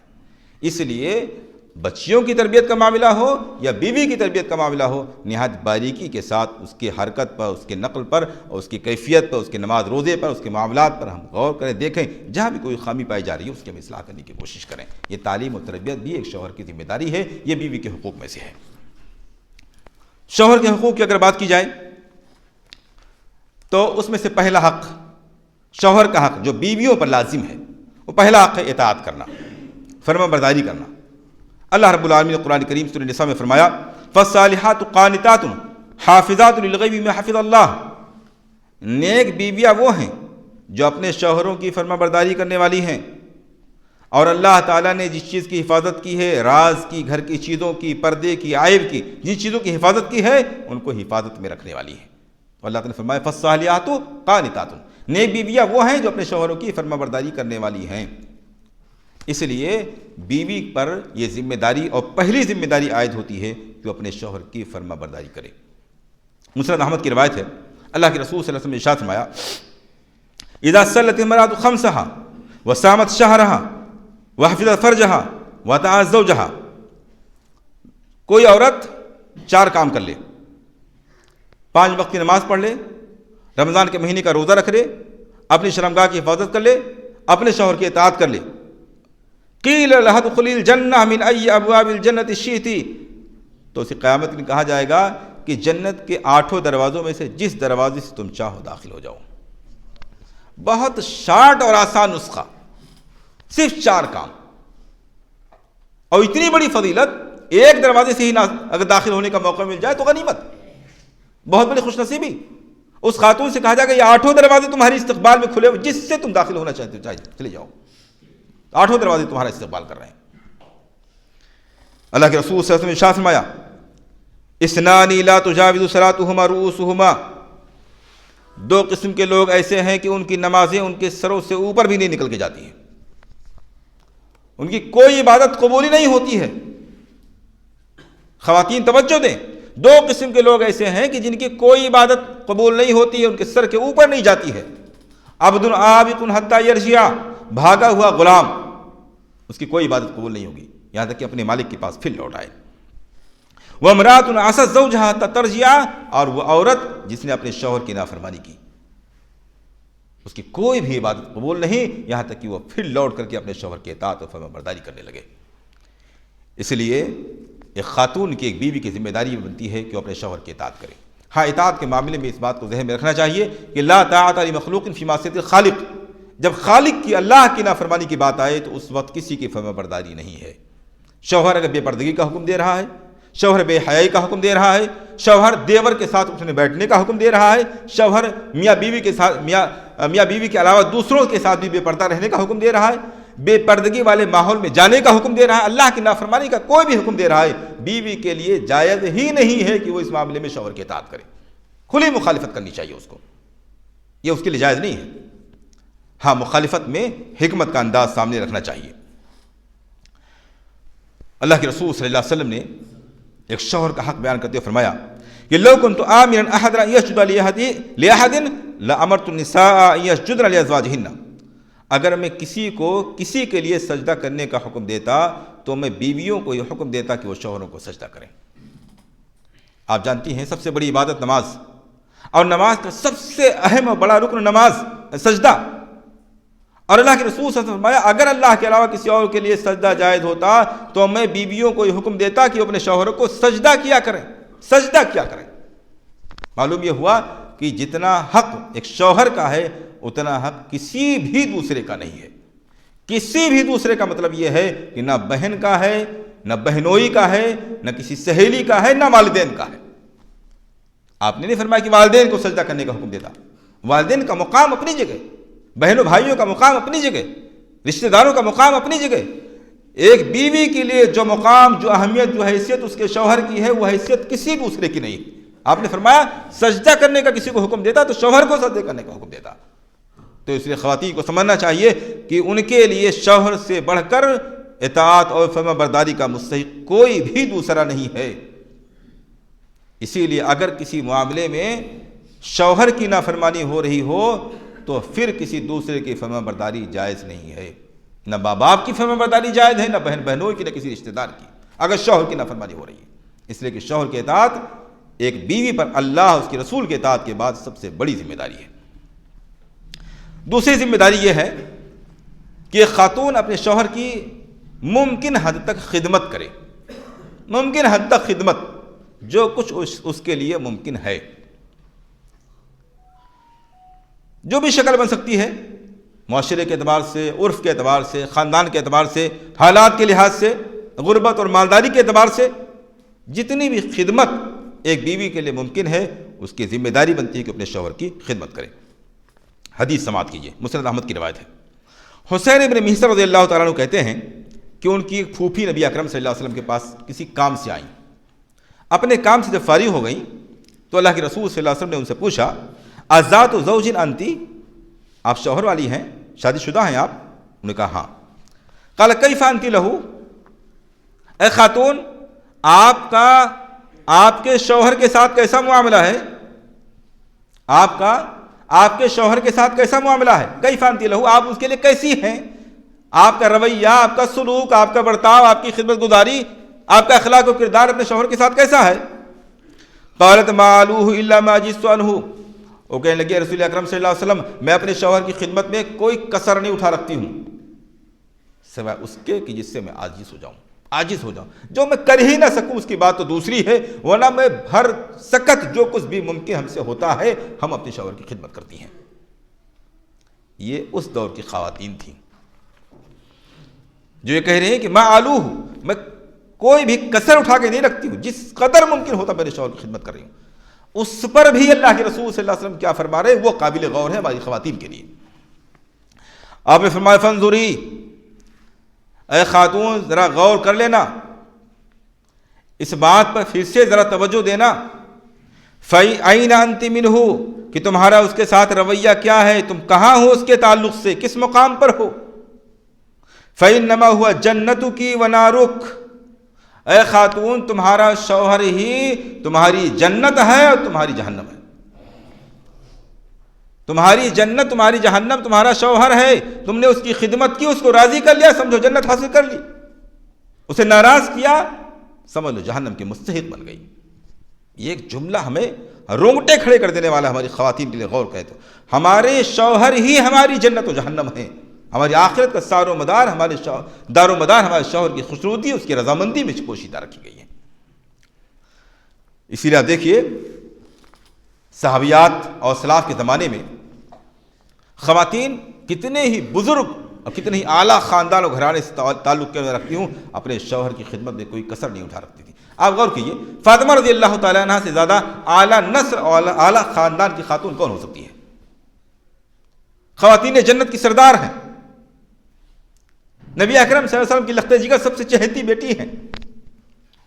آپ کو معلوم ہے صحیح بخاری کی روایت ہے کہ ایک مرتبہ کچھ قیدی آئے، حضرت فاطمہ رضی اللہ تعالیٰ عنہ نے علی رضی اللہ عنہ کو بھیجا کہ جا کر کے ہمارے ابو سے کہیے کہ ہمارے ہاتھوں میں چکی پیستے پیستے نشانات بن گئے ہیں، گھر کے کام میں بہت مصروف رہتی ہوں، بہت بزی رہتی ہوں، اگر یہ خادم عنایت کر دی جائے تو ہمارا کام کچھ آسان ہو جائے، جا کے اللہ کے رسول سے ان کو بتائیے۔ حضرت علی رضی اللہ عنہ جاتے ہیں اور بتاتے ہیں۔ آپ صلی اللہ علیہ وسلم نے اس وقت کوئی بات نہیں کہی۔ رات کو آپ صلی اللہ علیہ وسلم گئے، دونوں کو بٹھایا اور کہا اے فاطمہ کیا تم یہ چاہتی ہو کیا میں تمہیں ایسی بات نہ بتا دوں جو تمہارے لیے غلام و خادم سے زیادہ بہتر ہوگا؟ کہا ضرور اے والد محترم، اللہ کے رسول ضرور بتائیے۔ کہا جب تم سونے کے لیے جاؤ اپنے بستر پہ تو 33 مرتبہ الحمدللہ، 33 مرتبہ سبحان اللہ اور 33 مرتبہ اللہ اکبر کہہ لیا کرو، یہ تمہارے لیے خادم سے زیادہ بہتر ہوگا۔ گھر کی خواتین جو کام سے پریشان رہتی ہیں، تھکی ہاری پریشان رہتی ہیں، ان کے لیے نبی اکرم صلی اللہ علیہ وسلم کا نسخہ ہے، اسے اختیار کریں۔ اللہ کے رسول صلی اللہ علیہ وسلم نے اس نسخے کو خادم سے زیادہ بہتر بتایا ہے۔ میں آپ کو دکھانا یہ چاہتا ہوں کہ حضرت فاطمہ رضی اللہ تعالیٰ عنہ اتنا اعلیٰ مقام رکھتے ہوئے بھی اپنے گھر کی ساری خدمات انجام دے رہی ہیں، اور اس قدر گھر کی خدمات انجام دے رہی ہیں کہ ہاتھوں میں چھالے پڑے ہوئے ہیں، اور یہ خادم کی ضرورت محسوس کر رہی ہیں، اور نبی اکرم صلی اللہ علیہ وسلم خادم کا انتظام نہیں فرما رہے ہیں، حالانکہ خادم آئے ہوئے ہیں، چاہتے تو عطا فرما دیتے۔ دوسری مثال لیجیے آپ، اللہ کے رسول صلی اللہ علیہ وسلم کے بعد اور دنیا میں آئے ہوئے سارے نبیوں کے بعد سب سے اعلیٰ مقام ابو بکر صدیق رضی اللہ تعالیٰ عنہ کا ہے۔ ابو بکر صدیق رضی اللہ تعالیٰ عنہ کی بیٹی ہیں حضرت اسماء رضی اللہ تعالیٰ عنہ، جن کی شادی ہوتی ہے حضرت زبیر رضی اللہ تعالیٰ عنہ سے۔ وہ کہتی ہیں جب میری شادی ہوئی حضرت زبیر سے تو کوئی مالدار آدمی نہیں تھے، وہ ان کے پاس ایک گھوڑا تھا، ایک اونٹ تھا، اس گھوڑے اور اونٹ کی ساری ذمہ داری میرے سر ہوا کرتی تھی، اس کا چارہ، اس کا پانی، اس کا نہلانا، اس کا دھلانا، اس کا انتظام و انصرام سب میرے ذمہ ہوتا تھا۔ اور اللہ کے رسول صلی اللہ علیہ وسلم نے زبیر رضی اللہ تعالیٰ عنہ کو جاگیر میں کچھ زمین کا ٹکڑا دیا تھا جو مدینے سے 2 کلومیٹر کی دوری پر تھا، تقریباً 2 میل کی 2.5 کلومیٹر کے قریب دوری پر تھا۔ میں روزانہ وہاں جاتی تھی، وہاں سے گٹھلیاں چن کر کے اپنے سر پہ لاد کے لاتی تھی، اسے بھگوتی تھی اور چارے کے لیے جانوروں کے لیے تیار کرتی تھی، یہ ساری خدمت میں انجام دیا کرتی تھی۔ یہ 2 مثالیں میں نے آپ کے سامنے رکھی ہیں جو دنیا کی معزز ترین خواتین کی مثال ہے، ایک نبی اکرم صلی اللہ علیہ وسلم کی لخت جگر کی مثال ہے، اور ایک انبیاء کے بعد سب سے عظیم شخصیت ابو بکر رضی اللہ تعالیٰ عنہ کی لخت جگر کی مثال ہے۔ یہ ہمارے اور آپ کے لیے خواتین کے لیے نصیحت و عبرت کی بات ہے کہ جب اتنی عظیم الشان خواتین کا معاملہ یہ ہے کہ اپنے شوہر کی ہر طریقے سے خدمت کر رہی ہیں، 2-2.5 کلومیٹر دوری پر جا کر کے کھجور کی گٹھلیاں چن کر کے اپنے سر پر رکھ کر کے لا رہی ہیں اور اس کو بھگوتی ہیں، اس کو چارے کے لیے تیار کرتی ہیں، تو پھر ہمارے گھر کی خواتین کو کس قدر اپنے شوہر کی خدمت کرنی چاہیے اس کا اندازہ لگایا جا سکتا ہے۔ اس لیے ایک شوہر کا حق بنتا ہے، ایک بیوی کی ذمہ داری بنتی ہے کہ وہ شوہر کی ہر طریقے سے خدمت کرے جو کچھ بھی اس کے لیے ممکن ہے۔ تیسری چیز جس میں ہمارے یہاں بڑی کوتاہی ہے، شکر گزاری۔ من لم یشکر الناس لم یشکر اللہ، جو انسان کا شکر گزار نہیں ہوتا وہ اللہ کا شکر گزار نہیں ہو سکتا۔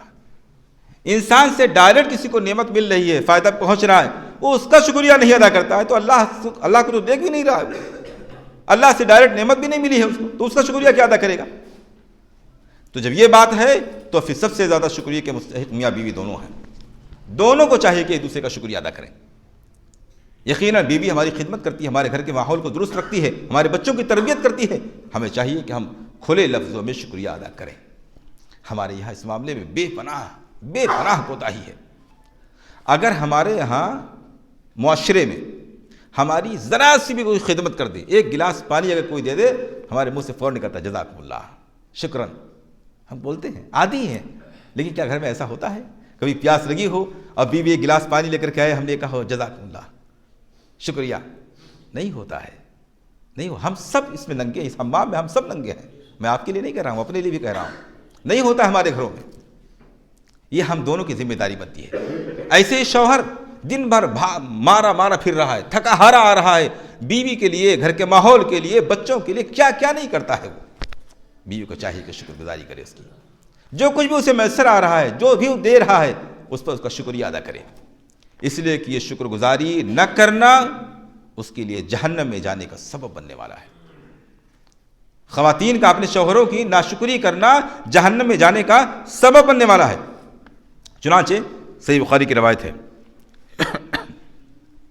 اللہ کے رسول صلی اللہ علیہ وسلم کہتے ہیں اریت النار، مجھے جہنم دکھایا گیا، فَإِذَا أَكْثَرُ أَهْلِهَا النِّسَاء، تو اس میں زیادہ تر عورتیں ہیں، جہنم میں زیادہ تر عورتیں یکفرن، اس لیے کہ وہ ناشکری کر رہی ہیں، کفر کر رہی ہیں۔ لوگوں نے کہا ایکفرن باللہ، اللہ کے رسول صلی اللہ علیہ وسلم کیا اس لیے کہ یہ عورتیں اللہ کے ساتھ کفر کرتی ہیں؟ آپ نے فرمایا نہیں، یکفرن العشیرہ و یکفرن الاحسان، یہ اپنے شوہروں کی ناشکری کرتی ہیں اور ان کے احسان کی ناشکری کرتی ہیں، اور اس بنیاد پر وہ جہنم میں سب سے زیادہ ہیں۔ ناشکری کی بنیاد پر جہنم میں خواتین سب سے زیادہ ہیں، اس لیے خواتین کو خاص طور پر اس پر توجہ دینی چاہیے۔ اور جیسا کہ میں نے ذکر کیا، یہ ذمہ داری مرد حضرات کی بھی ہے، دونوں ایک دوسرے کا شکریہ ادا کریں، دونوں ایک دوسرے کی خدمت کر رہے ہیں۔ آپ نے فرمایا لو احسنت الی احداہن الدہر ثم رأت منک شیئا قالت ما رأیت منک خیرا قط، ان عورتوں کا حال یہ ہے، یہ اللہ کے رسول صلی اللہ علیہ وسلم نے 1450 سال پہلے بتایا تھا۔ فرمایا ان عورتوں کا حال یہ ہے کہ پوری زندگی آپ کسی کے ساتھ خیر ہی خیر، بھلائی اور اچھائی کرتے چلے جائیں، اور کبھی آپ سے کوئی چوک ہو جائے، کوئی خطا ہو جائے، کوئی غلطی ہو جائے، فوراً کہہ اٹھتے ما رأیت منک خیرا قط، آپ سے تو بھلائی ہم نے دیکھی ہی نہیں، اچھائی نام کی چیز تو ہم نے دیکھی ہی نہیں آپ کے اندر، ہمارے ساتھ کوئی بہتر معاملہ ہو ایسا تو ہم نے کبھی دیکھا ہی نہیں، یعنی فوراً ناشکری پر آمادہ ہو جاتی ہے۔ عورتوں کو یہی خصلت ان کو سب سے زیادہ جہنم میں لے جانے کا سبب بننے والی ہے، اس لیے خواتین کو چاہیے کہ وہ خصوصی طور پر اپنے شوہروں کی شکر گزاری کا اہتمام کریں۔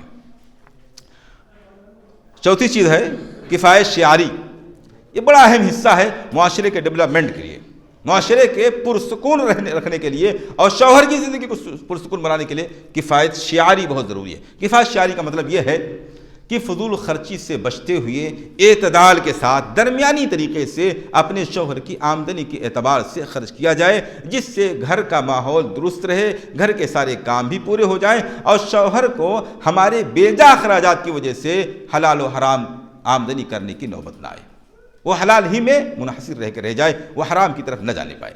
کفایت شعاری گھر کے ماحول اور معاشرے کو درست کرنے کا بہت اہم حصہ ہے۔ اللہ رب العالمین نے فرمایا اہل ایمان کی نشانی بیان کرتے ہوئے والذین اذا انفقوا لم يسرفوا ولم يقتروا وكان بين ذلك قواما، اہل ایمان اللہ کے بندے وہ ہیں، رحمان کے بندے وہ ہیں جب وہ خرچ کرتے ہیں تو نہ بخیلی کرتے ہیں نہ فضول خرچی کرتے ہیں۔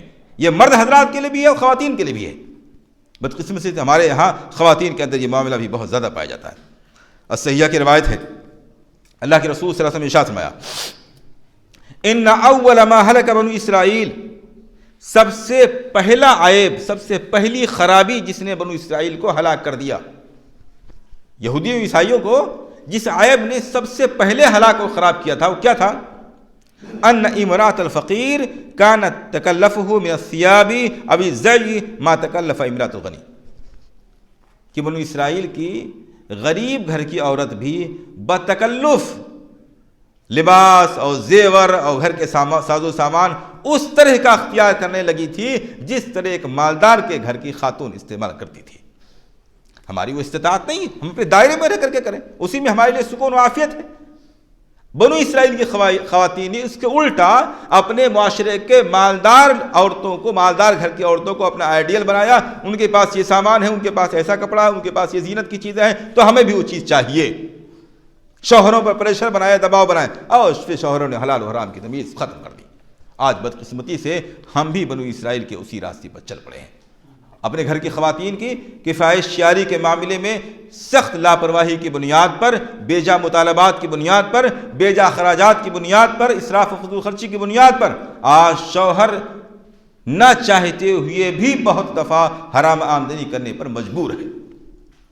گھر کی خواتین کو چاہیے کہ اس معاملے میں بیدار ہوں، نہ شوہر کو حرام آمدنی حاصل کرنے دیں اور نہ بے جا خرچ کریں. صاف تاکید کریں، جیسا کہ اسلاف کی عورتوں کی عادت تھی.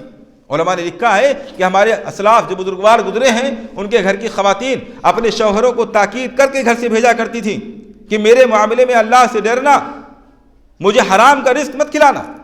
ہمارے گھر کی خواتین کو چاہیے کہ اپنے شوہروں سے صاف بول لہجے میں کہہ دیں کہ جو بھی سوکھی روٹی چیز کھلاؤ گی میں کھانے کو تیار ہوں، مگر مجھے حرام کا ایک لقمہ بھی پسند نہیں ہے.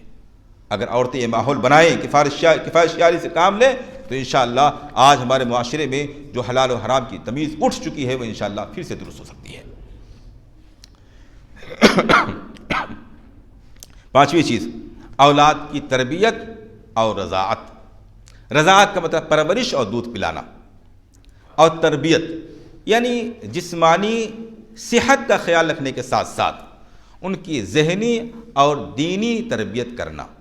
یہ خواتین کی ذمہ داریوں میں سے ایک ذمہ داری ہے.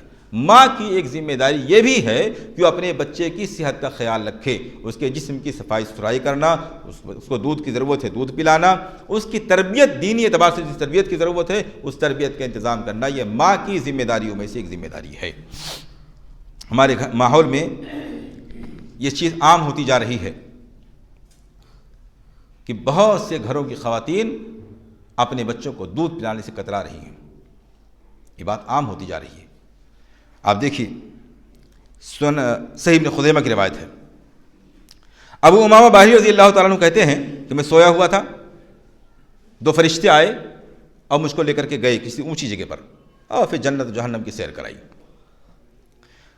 اس سیر کے دوران میں نے دیکھا فَإِذَا أَنَا بِنِسَائٍ تَنْحَشُ ثَدِيُهُنَّ الْحَيَّاتِ، میرا گزر کچھ عورتوں کے پاس سے ہوا جن کی چھاتیوں کو سانپ نوچ رہے تھے، جن کی چھاتیوں کو سانپ نوچ رہے تھے. کاٹنے کا ذکر نہیں ہے، نوچنے کا باقاعدہ ذکر آیا ہوا ہے. فقلت ما بال هؤلاء، میں نے ان فرشتوں سے کہا کہ ان عورتوں کا کیا معاملہ ہے، آخر اتنی سخت قسم کی سزا ان کو کیوں دی جا رہی ہے؟ فقال، ان کا هؤلاء اللواتی يمنعن اولادهن البانهن، یہ وہ عورتیں ہیں جو اپنے بچوں کو اپنے دودھ سے روکتی ہیں، انہیں دودھ نہیں پلاتی ہیں. بچوں کو دودھ کی ضرورت ہے اور دودھ نہ پلانا اتنا سخت گناہ ہے کہ ایسے عورتوں کو جہنم میں اتنی سخت سزا دی جائے گی کہ ان کی پستانوں اور چھاتیوں کو سانپ کے ذریعے نچوایا جائے گا. اللہ کے رسول صلی اللہ علیہ وسلم نے ارشاد فرمایا وَالْمَرْأَةُ رَاعِيَةٌ عَلَىٰ أَهْلِ بَيْتِهَا وَمَالِهِ، ایک خاتون نگراں ہے، ذمہ دار ہے اپنے شوہر کے گھر کے لوگوں کی، اور اس میں خاص طور سے اس کا بچہ ہے. اس کی تربیت کی ذمہ داری ماں پر آتی ہے. مجھے افسوس کے ساتھ یہ کہنا پڑتا ہے کہ آج بچوں کے بگاڑ کی ایک بڑی وجہ ہماری مائیں ہیں. بچوں میں سے خاص طور سے اگر میں بیٹیوں کی بات کروں، بیٹے اور بیٹیاں دونوں کی بگاڑ کی اصل وجہ مائیں ہیں، لیکن بیٹیوں کی بگاڑ کی زیادہ. اسی لیے آپ دیکھتے ہوں گے شوہر جس بات سے منع کر رہا ہے، شوہر کو جو چیز پسند نہیں ہے، شوہر جب باہر گھر سے نکل گیا مائیں چپکے سے وہی ساری چیزیں دے رہی ہیں. مائیں شوہروں کے خلاف، شوہر کے گھر والوں کے خلاف بچوں کی ذہن سازی کر رہی ہیں، اور نتیجہ یہ ہے کہ وہ ساری چیزیں لوٹ کر کے وہ ہمارے گھر میں ہمارے سامنے پھر آتی ہیں. جو ہم نے بچوں کو دوسروں کے تعلق سے سکھایا تھا، جو جذبات ان کے دلوں میں پیدا کیے تھے، دشمنی کیے، الاؤ جو جلائے تھے، ہمارے بوڑھے ہو جانے کے بعد میں ہمارے بچے اپنے بچوں کو وہی بات سکھاتے ہیں، ہمارے ساتھ وہی رویہ ہوتا ہے. اس لیے ماؤں کو چاہیے کہ اگر باپ کسی بھی کھانے پینے، کسی بھی لباس، کسی بھی چیز سے منع کرے تو سختی کے ساتھ منع کریں. باپ کی نافرمانی کرتے ہوئے چپکے سے بچوں کو وہ چیز مہیا کروانے کی کوشش نہ کریں. والدین اور باپ کے خلاف بچوں کو بھڑکانے کی کوشش نہ کریں. اس بات کو مائیں خوب سمجھ لیں کہ باپ کی حیثیت ایک قلعہ کے دروازے کی طرح سے ہے. جس دن یہ لڑکے اس قلعے کے دروازے کو توڑ دیں گے، اس گھر کے اندر، قلعے کے اندر محفوظ یہ ماں بھی محفوظ نہیں رہ جائے گی. یہ کیا سمجھتی ہیں خواتین؟ بچے نوجوان ہو جائیں گے تو اس بچے کو جس کو ہم نے باپ کے خلاف بھڑکایا تھا، وہ ہماری خدمت کرے گی، وہ اولاد ہماری خدمت کرے گی؟ بالکل ممکن ہی نہیں ہے، ایسا ممکن ہی نہیں ہے. اسی لیے آپ دیکھتے ہوں کہ بڑھاپے میں سب سے زیادہ بدسلوکی ماؤں کے ساتھ ہوتی ہے. تو اس لیے خواتین کی ذمہ داری بنتی ہے کہ وہ اپنے بچوں کی دینی تعلیم اور تربیت اور جسمانی صحت کا خیال رکھیں اور باپ کی مرضی کے مطابق بیٹی کی تربیت کرنے کی کوشش کریں. اسی طرح ایک آخری بات ذکر کر کے میں بات ختم کرنے کی کوشش کر رہا ہوں. کوئی بھی اہم کام شوہر کی مرضی اور اجازت کے بغیر نہ کریں. یہ ایک بیوی کی ذمہ داری ہے. کوئی بھی اہم کام شوہر کی مرضی کے خلاف نہ کرے، یہاں تک کہ عبادت بھی، یہاں تک کہ نفلی عبادت بھی. وہ نفلی عبادت جو شوہر کے حق کو ادا کرنے میں رکاوٹ بن جائے، عورت کو شوہر کی مرضی اور اجازت کے بغیر اسے ادا کرنا بھی منع کیا گیا ہے. چنانچہ اللہ کے رسول صلی اللہ علیہ وسلم نے ارشاد فرمایا لا يحل للمرأة ان تصوم وزوجها شاهد الا باذنه. صحیح بخاری کی روایت. آپ نے فرمایا کسی بھی عورت کے لیے جائز نہیں ہے کہ وہ نفلی روزہ رکھے اور اس کا شوہر وہاں موجود ہے گھر میں، الا باذنه، مگر پہلے اسے اجازت لے لے. عبادت کا کام ہے، شوہر کی اجازت نہیں ہے، اجازت نہیں لی ہے تو جائز نہیں. اجازت نہیں ہے ایک الگ بات ہو گئی، منع کر دیا شوہر نے تب تو جائز ہے ہی نہیں. شوہر سے اجازت لیے بغیر بھی اگر کسی بیوی نے نفلی روزہ رکھ لیا تو یہ بھی جائز نہیں ہے. عبادت کا کام نہیں رہ گیا، گناہ کا کام بن گیا. جب عبادت کے معاملے میں اتنا سخت رویہ ہے اسلام کا، تو دوسرے جو گھر کے معاملات ہیں اس کے سلسلے میں کتنا سخت رویہ ہوگا.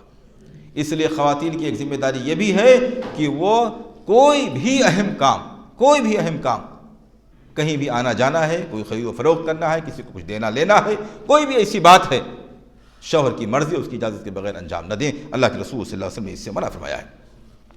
یہاں ایک بات میں اور عرض کر دوں کہ جس طرح سے بیوی کے لیے جائز نہیں ہے کہ وہ کوئی ایسی نفلی عبادت انجام دے جس میں شوہر کی حق تلفی ہو رہی ہو، ایسے شوہر کے لیے بھی جائز نہیں ہے کہ وہ کوئی ایسی نفلی عبادت ادا کرے جس سے بیوی کی حق تلفی ہو.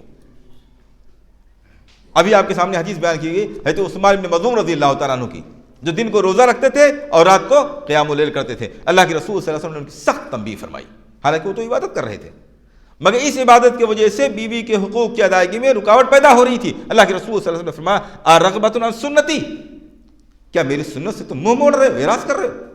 اس لیے میاں بیوی دونوں کی ذمہ داری بنتی ہے کہ وہ نفلی عبادت اور ہر کام میں ایک دوسرے کی رضامندی کا خیال رکھیں. میں ان تمام باتوں کے بعد 2-3 حدیثیں آپ کے سامنے صرف ذکر کر دوں جو ان ساری باتوں کا شاید خلاصہ بن جائے. پہلی حدیث جو صحیح الترغیب و ترہیب کی ہے، آپ صلی اللہ علیہ وسلم نے ارشاد فرمایا المرأة لا تؤدی حق اللہ حتی تؤدی حق زوجہا.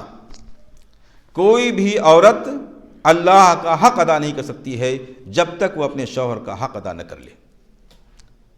دن رات اس سجدے میں رہتی ہو، ہمیشہ وہ پورے دن روزے ہی سے رہتی ہو، تلاوت قرآن میں لگی رہتی ہو، ذکر و اذکار میں لگی رہتی ہو، عبادات انجام ہی دیتی رہتی ہو، لیکن شوہر کی نافرمانی کر رہی ہے، شوہر کی اطاعت میں کچھ گریز کر رہی ہے، شوہر کو ناراض کیے ہوئی ہے. اللہ کے رسول صلی اللہ علیہ وسلم لا تؤدی حق اللہ، وہ اللہ کا حق ادا نہیں کر سکتی ہے. کچھ بھی کر ڈالے اللہ کا حق ادا نہیں ہو سکتا. پہلے شوہر کا حق، اس کے بعد اللہ کا حق. دوسری حدیث یہ بھی صحیح ترغیب کی ہے. آپ صلی اللہ علیہ وسلم نے ارشاد فرمایا حق الزوج علی زوجتہ. ایک صاحب نے پوچھا اللہ کے رسول صلی اللہ علیہ وسلم شوہر کا حق کیا ہے، شوہر کا حق کیا ہے جو بیوی ادا کرے؟ آپ صلی اللہ علیہ وسلم فرمایا خواتین ذرا غور سے سنیں. آپ نے فرمایا لو کانت بہ قرحۃ فلحستھا. اگر شوہر کے جسم میں پھوڑے پھنسی دانے اور زخم نکل آئیں اور بیوی اپنی زبان سے اس زخم کو چاٹ چاٹ کے صاف کرے، او انتشر من خراہ صدیدا او دمن، یا شوہر کے ناک سے خون یا پیپ نکلنے لگے، ثم ابتلعتہ، پھر وہ بیوی اسے نگل جائے، ممکن ہی نہیں ہے ممکن ہی نہیں ہے، جائز بھی نہیں ہے، لیکن بات سمجھانے کے لیے کہی گئی ہے کہ اگر شوہر کے جسم سے زخم سے پیپ خون نکل رہا ہے، بیوی اپنی زبان سے اسے چاٹ رہی ہے، اس کے ناکوں سے خون و پیپ نکل رہا ہے، بیوی اس کو صاف کرتے ہوئے نکل جا رہی ہے، ما عدت حقہ، بیوی اس کا حق ادا نہیں کر سکتی ہے۔ اتنا سب کچھ بھی کر ڈالے اور وہ چاہے کہ بیوی کے حق سے فارغ ہو، شوہر کے حق سے فارغ ہو جائے، نہیں فارغ ہو سکتی ہے۔ تیسری حدیث، اللہ کے رسول صلی اللہ علیہ وسلم نے بیویوں سے کہا فانظری، حدیث آپ کے سامنے گزر چکی ہے، اس کا ایک ٹکڑا ہے، فانظری این انت منہ، دیکھ لو تمہارے شوہر کے ساتھ کیا معاملہ ہے، فإنہ جنتک و نارک، تمہارا شوہر ہی تمہاری جنت ہے، تمہارا شوہر ہی تمہاری جہنم ہے۔ اور چوتھی حدیث جو خاص طور سے مردوں سے متعلق ہے، حدیثوں کے اندر آتا ہے، سنن ابی داؤد اور مسند احمد وغیرہ کی روایت ہے کہ اللہ کے رسول صلی اللہ علیہ وسلم کی سب سے آخری نصیحت جو تھی، نصیحت جو سب سے آخری تھی، ام سلمہ رضی اللہ تعالیٰ عنہ کہہ رہی ہے کہ اللہ کے رسول صلی اللہ علیہ وسلم یہ نصیحت کرتے رہے یہاں تک کہ آپ صلی اللہ علیہ وسلم کی سانس گلے میں اٹکنے لگی، غرغرہ جس کو کہتے ہیں، اور آپ صلی اللہ علیہ وسلم کی زبان ہل رہی تھی، یعنی اب بھی آپ صلی اللہ علیہ وسلم یہ نصیحت کیے ہی جا رہے تھے۔ روح پرواز ہونے والی ہے، اور آخری لمحات میں بھی آپ صلی اللہ علیہ وسلم ایک ہی بات دہرائے جا رہے ہیں، کیا ہے وہ؟ الصلاۃ الصلاۃ وما ملکت ایمانکم، اے میری امت کے لوگوں، اے مرد و خواتین، الصلاۃ الصلاۃ، نمازوں کی پابندیاں کرنا، نمازوں کی پابندیاں کرنا۔ اور نماز کی پابندی کا مطلب آپ جانتے ہیں کہ پانچوں وقت کی نماز ادا کرنا، جماعت کے ساتھ ادا کرنا، سنت کے مطابق ادا کرنا، اپنے وقت پر ادا کرنا، یہ سب نماز کی پابندی میں داخل ہے۔ یہ آپ صلی اللہ علیہ وسلم کی آخری وقت کی نصیحت ہے، جو آخری جملہ آپ کے منہ سے نکلا نصیحت کے طور پر، الصلاۃ الصلاۃ وما ملکت ایمانکم، اور اے لوگوں جو تمہارے ماتحت ہیں ان کا خیال رکھنا، ان کے حقوق کی ادائیگی کرتے رہنا۔ تمہارے ماتحت جو بھی ہیں، تمہارے خادم ہیں، تمہارے غلام ہیں، تمہارے نوکر ہیں، تمہارے ملازم ہیں، تمہاری بیوی بھی تمہارے ماتحت ہے، بیوی کا حق بھی اس میں شامل ہے۔ گویا بیویوں کے ساتھ حسن سلوک کرنے کی نصیحت نبی اکرم صلی اللہ علیہ وسلم کی آخری نصیحتوں میں سے ایک نصیحت ہے۔ اور اللہ کے رسول صلی اللہ علیہ وسلم نے تو بیویوں کا اتنا خیال رکھا کہ آپ صلی اللہ علیہ وسلم نے ایک موقع پر دیکھا کہ لوگ جانوروں کو تیزی کے ساتھ ہکاتے ہوئے بڑھ رہے ہیں، آپ نے فرمایا رفقاً بالقواریر، رفقاً بالقواریر، اے لوگو ان آبگینوں کے ساتھ، ان شیشوں کے ساتھ ذرا نرمی کا رویہ اختیار کرو۔ آپ صلی اللہ علیہ وسلم نے بیویوں کو شیشہ کہا ہے، نازکی میں شیشہ ہے وہ۔ تو اس لیے ہمیں چاہیے کہ ہم دونوں ایک دوسرے کے حقوق کو جانیں، اور جاننے کے بعد میں دوسرے سے حاصل کرنے کے بجائے دوسرے کی غلطیوں کو، کوتاہیوں کو نظر انداز کرتے ہوئے اپنے حقوق کو ادا کرنے کی کوشش کریں۔ ایک دن ایسا آئے گا اگر ہم اپنے حقوق ادا کر رہے ہیں تو ہماری بھی حقوق ادا ہونے لگیں گے، اور اگر ہم سب ایسا ماحول اور معاشرہ بنا لیں تو انشاءاللہ پورے معاشرے کی اصلاح ہو سکتی ہے۔ اللہ رب العالمین سے دعا ہے کہ ہمیں صحیح معنوں میں کتاب و سنت کو سننے سمجھنے اور زندگی کے تمام معاملات میں اس کو برتنے، اس کو فالو کرنے کی توفیق عنایت فرمائے۔ آمین۔ وآخر دعوانا ان الحمدللہ رب العالمین۔